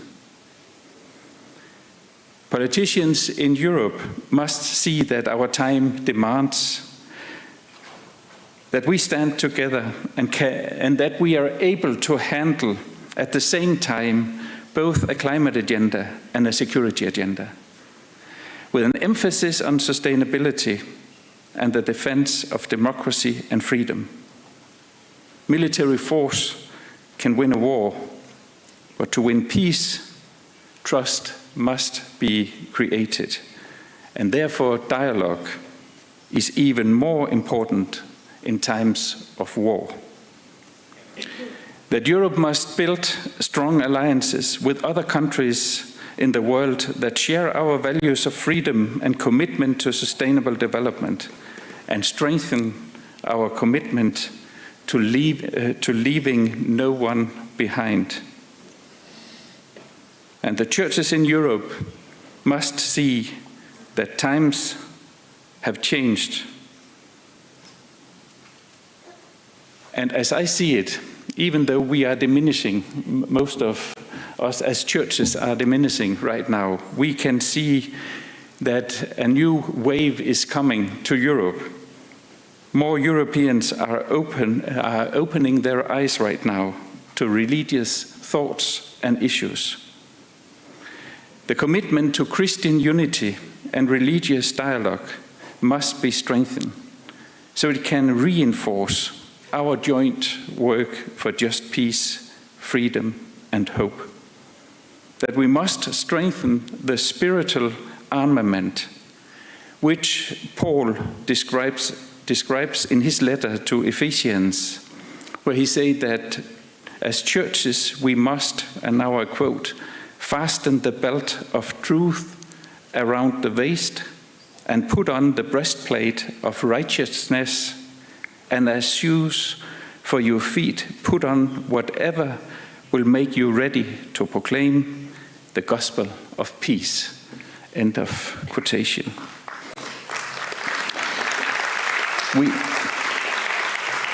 We must increase our common humanitarian aid. Practically, I think it means strengthening agreements and collaboration such as that between Caritas Internationalis and LWF World Service.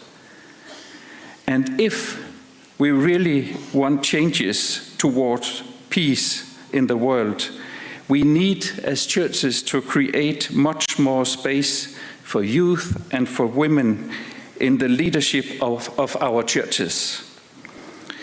We have a common saying that we often use, that the youth is the future of our church and of our world. And that means that we sitting up in the panel, we are then the past, I think, or if we should be polite, we could say we are the present. But I think this saying is very dangerous because it keeps the youth away from decision taking. We are all the presence, the youth and the adult and the seniors. We are the presence, and we need to take action.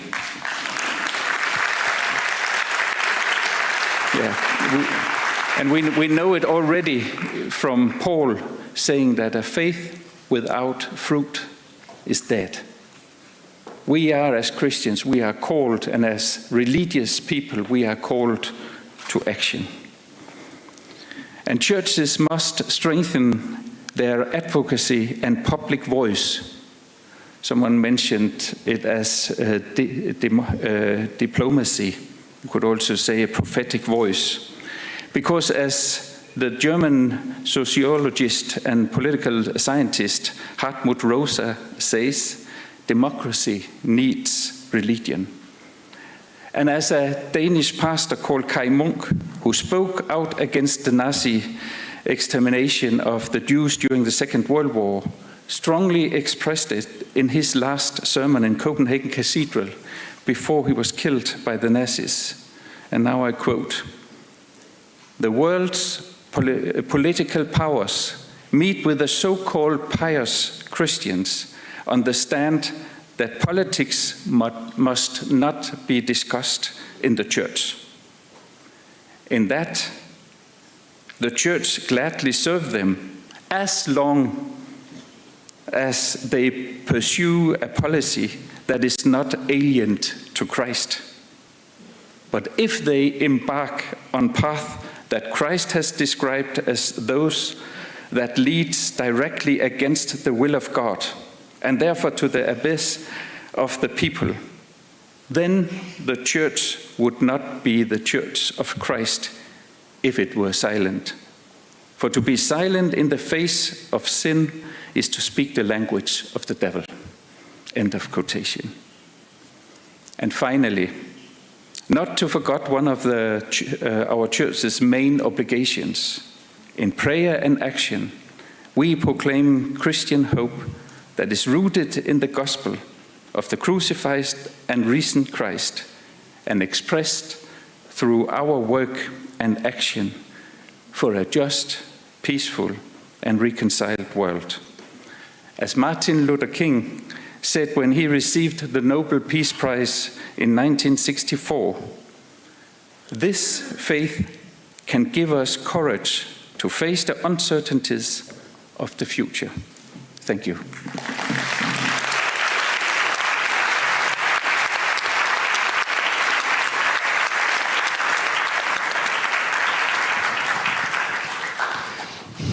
Molte grazie.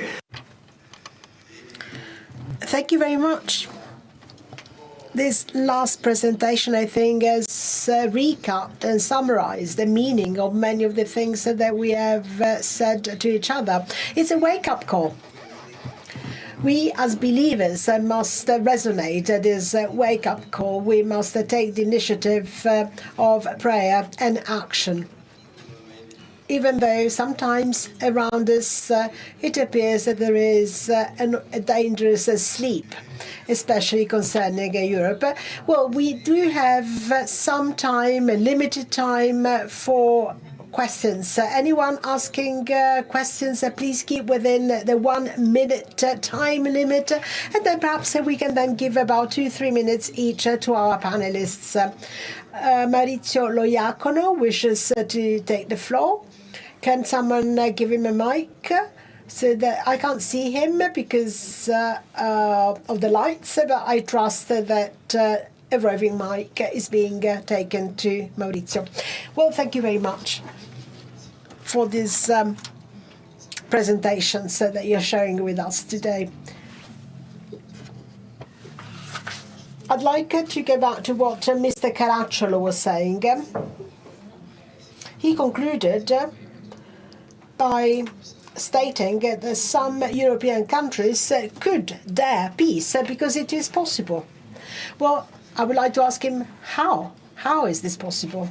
Thank you. Well, thank you for being so short. Mauro Antinori. Good morning. I would like to venture a specific proposal.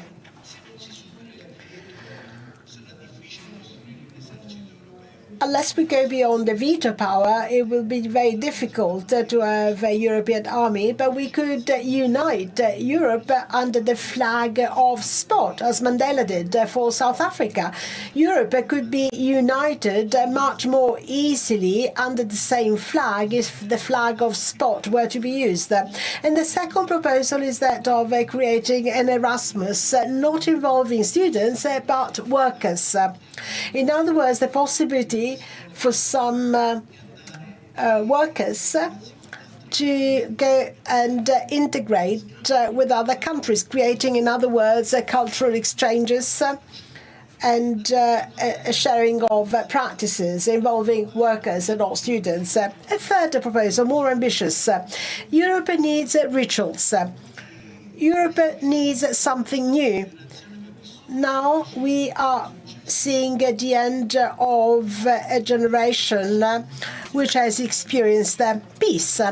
We have had an 80 years experience of peace, something unprecedented in Europe. Perhaps we need to erect Nara patches to celebrate this. So not just a memorial to the unknown soldier, but a memorial to this longer period of peace. Aldo Cavallo.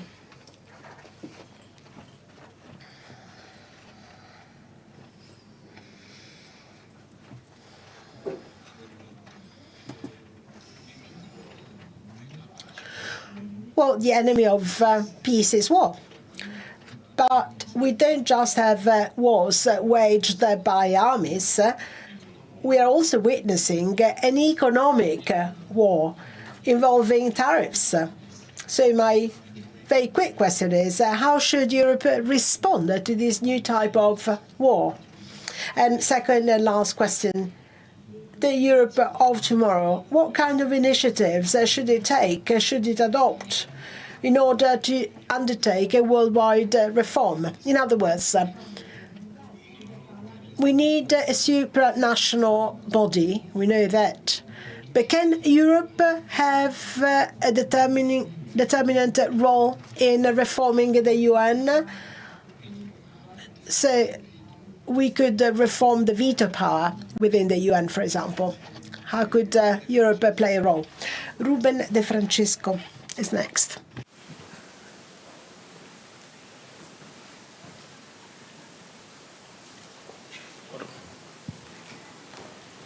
Buongiorno, ecco, funziona. Grazie mille per essere qui.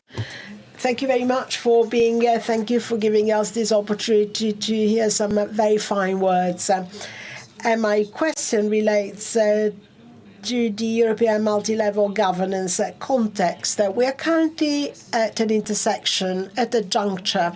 The possibility of being relevant players on the world stage or else to sink into irrelevance. There is, I think, a way in which we can make a conference, as Ms. Bradford writes, the capacity of exercising our normative power through the Green Deal, for example, helping the world to follow in our steps in this transition. However, this transition is being cut short in Brussels by the omnibus package, which was rejected just a few years ago, which will be put to the vote again in November. So my question is, if we really want to show that we are Europe able to act as a leader on the world stage, why not use what we have done so far, what we have achieved so far, the very hard work which has cost us so much, and we can therefore lead the world in this new transition, tapping what we have done so far. Francesco Verde for the last question.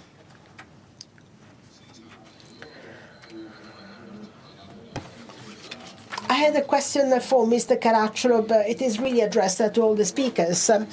I was wondering, we have spoken a lot of Europe. We have not spoken a lot about the European Union. You've asked your students to draw a geographical map representing Europe, and you had 200 different maps, the same as we had 7 different opinions from our 7 panelists today. So my question is, what is the first, the decisive step to be taken for Europe to have a future tomorrow, to turn into a federal state like the US, or should it become something different? So thank you very much for these questions, which are broad-ranging.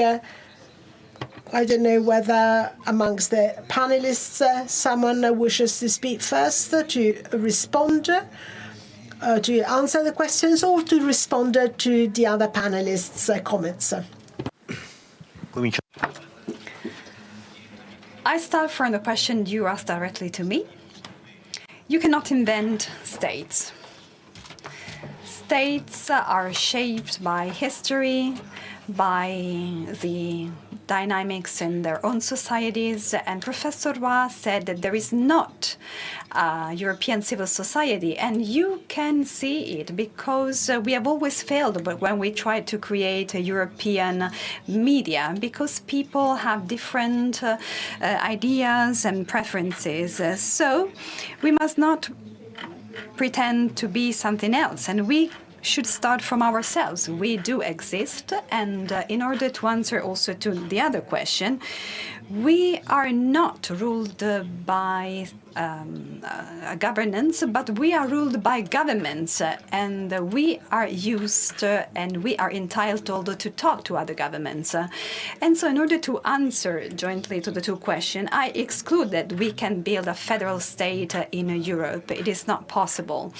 But we must wonder ourselves, what can we do as Italians, and how can we contribute to peace?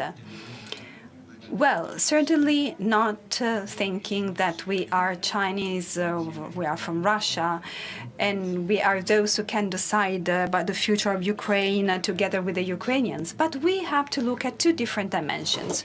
On the one hand, the principles, and on the other hand, we have to think about the future. The first one, we do not know how this war will end, but it will be really difficult.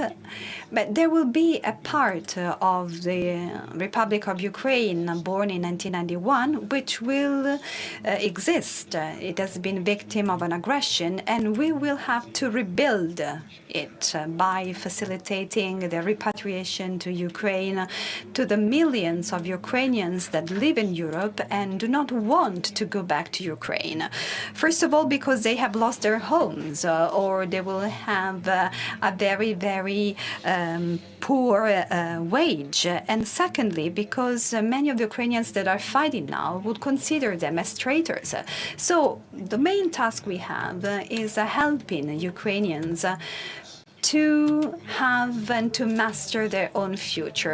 And how can we help them? Not just with money, but by showing them solidarity, care, and helping them to integrate into our societies if we want to stay, or by trying to explain to those who love their homeland, as we all are, that their task is to participate to the reconstruction of their country, and at the same time involve in all peace negotiations the Russian responsibility in reconstruction. You broke the vase, and now you have to put it up again. You cannot turn your back and go away. And maybe the European countries that have imposed energy sanctions could be an important leverage. And we could maybe lift those sanctions if part of the money that we give to Russia to get energy are allocated for Ukraine's reconstruction. The second way is working on the cultural element. We talk about Europe and we see that there are different kinds of Europe. So do we want to openly debate not about what we do not have, and I mean a European culture, but do we want to start a debate about the different kinds of European cultures that cannot trigger open a dialogue easily? Because this could be a way to sugarcoat the end of this war and to give an idea and a vision of peace for tomorrow. Thank you.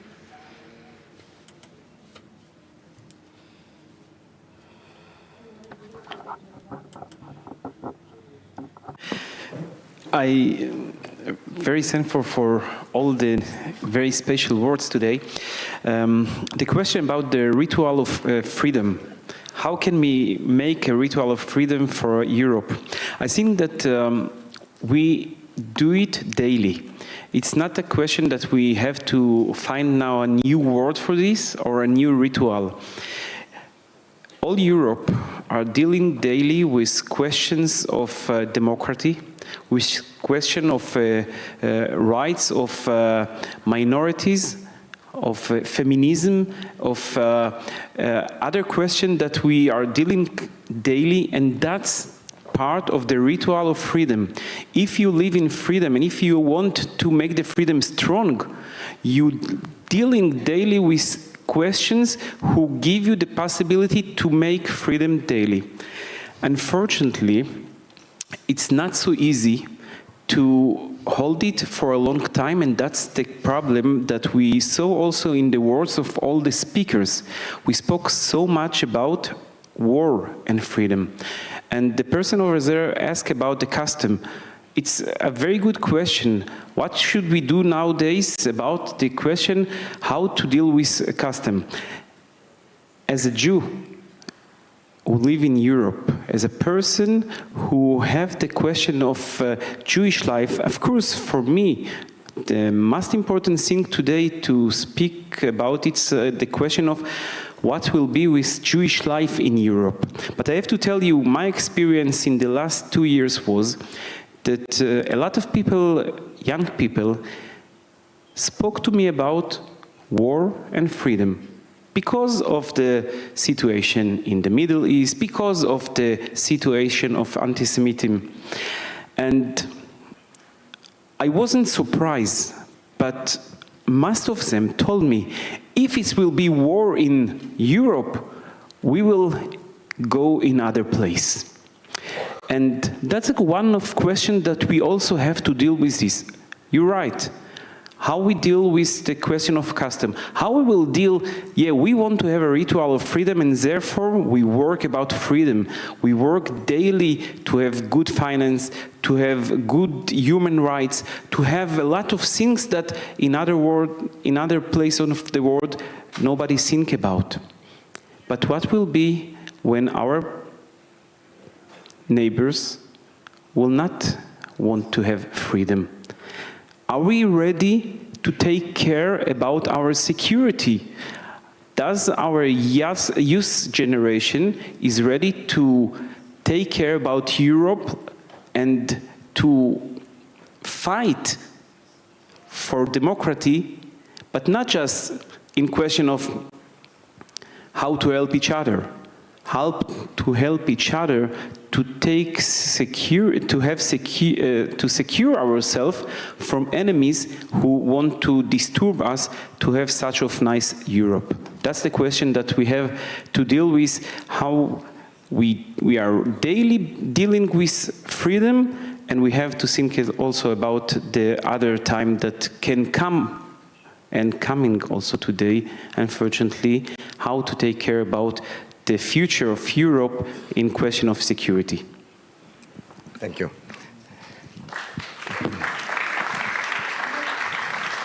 Okay. Thank you so much, and thank you for the good questions and also very complicated questions. I have a remark to the first question that was actually also a proposal. You asked if sport could unify us like it did in South Africa. And you also mentioned the Erasmus program for students, and you asked us, could it be developed also for workers and so on. And I really like the ideas behind those proposals, because the idea behind it is that peace will come through trust and fellowship. And coming from a church background, I think a very simple thing that we could start to do, is actually to build up friendship relations with other churches. In my diocese, we have a friendship relation to a Lutheran church in Nigeria and to an Anglican church in the Diocese of Guildford, near to London.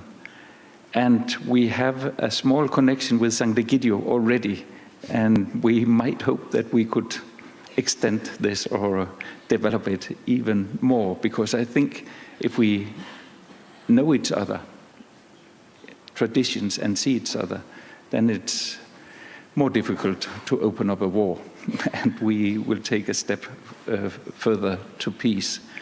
And I would like to see the Erasmus program continued among students, but it's a good idea to open it up in other areas. Thank you. Thank you. Grazie. Prego. Merci beaucoup. Thank you for your questions and your proposals. I would like to react to the proposals put forward in order to dare Europe. You are right, because you said that we need rituals. We need rituals to find ourselves, because the European family must affirm itself. We have, for example, the Day of Europe on May the 9th. So you, the young people, the young generation, will have the task to celebrate this day when we remember the Declaration of May the 9th, 1950.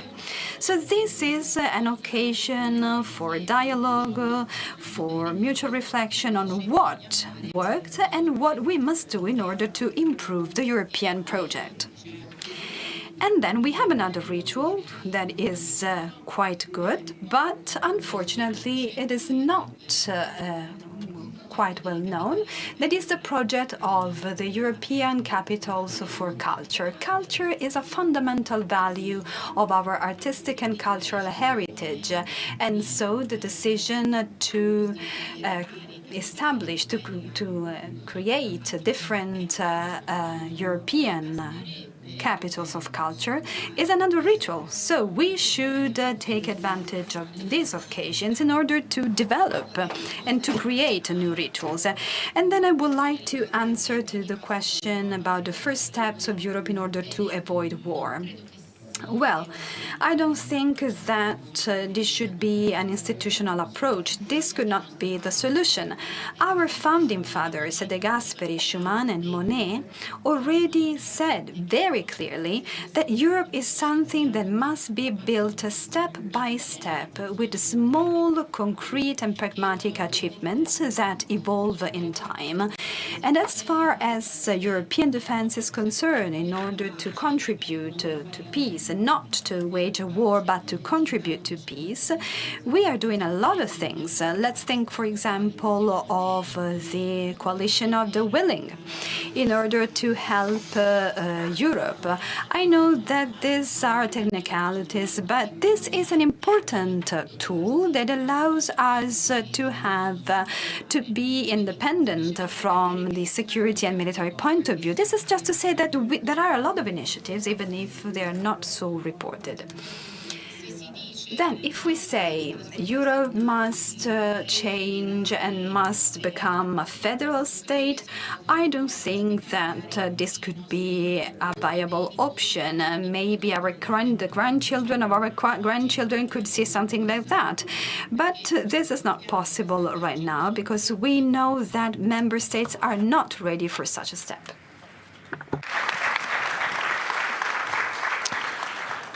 Je réponds à deux niveaux. Le premier comme un...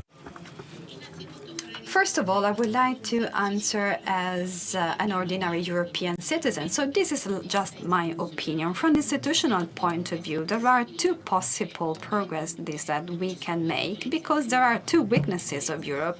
The first one is that we have enlarged the European Union without asking the people's opinion. Why? Maybe because we were afraid of a negative answer.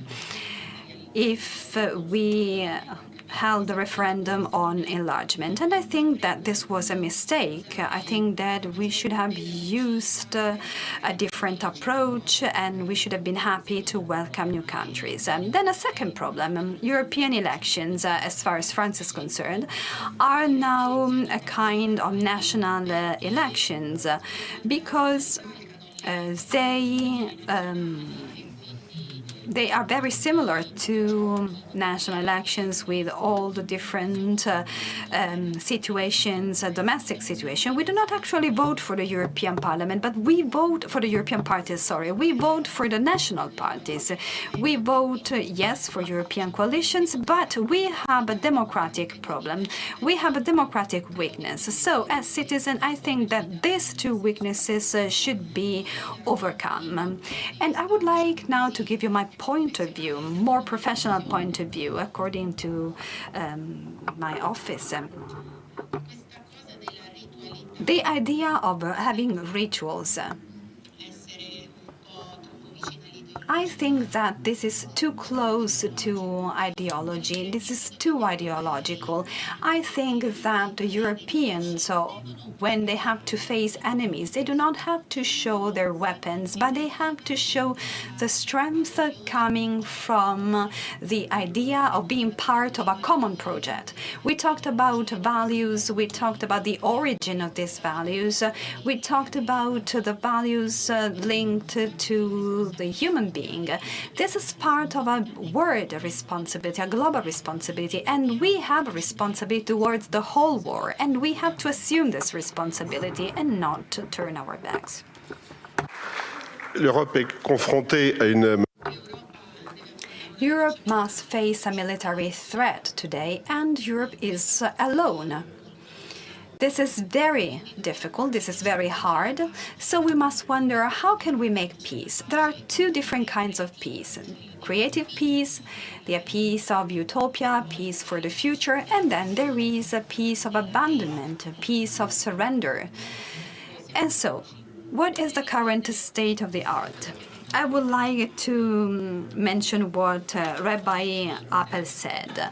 Among the young people who would be ready to die, not just for Europe, but for its own homeland, I have doubts because I think that something is missing in the spiritual sphere, in our visions, because they are not ready to sacrifice. We do not die for identity. We do not die for values. Where are these values?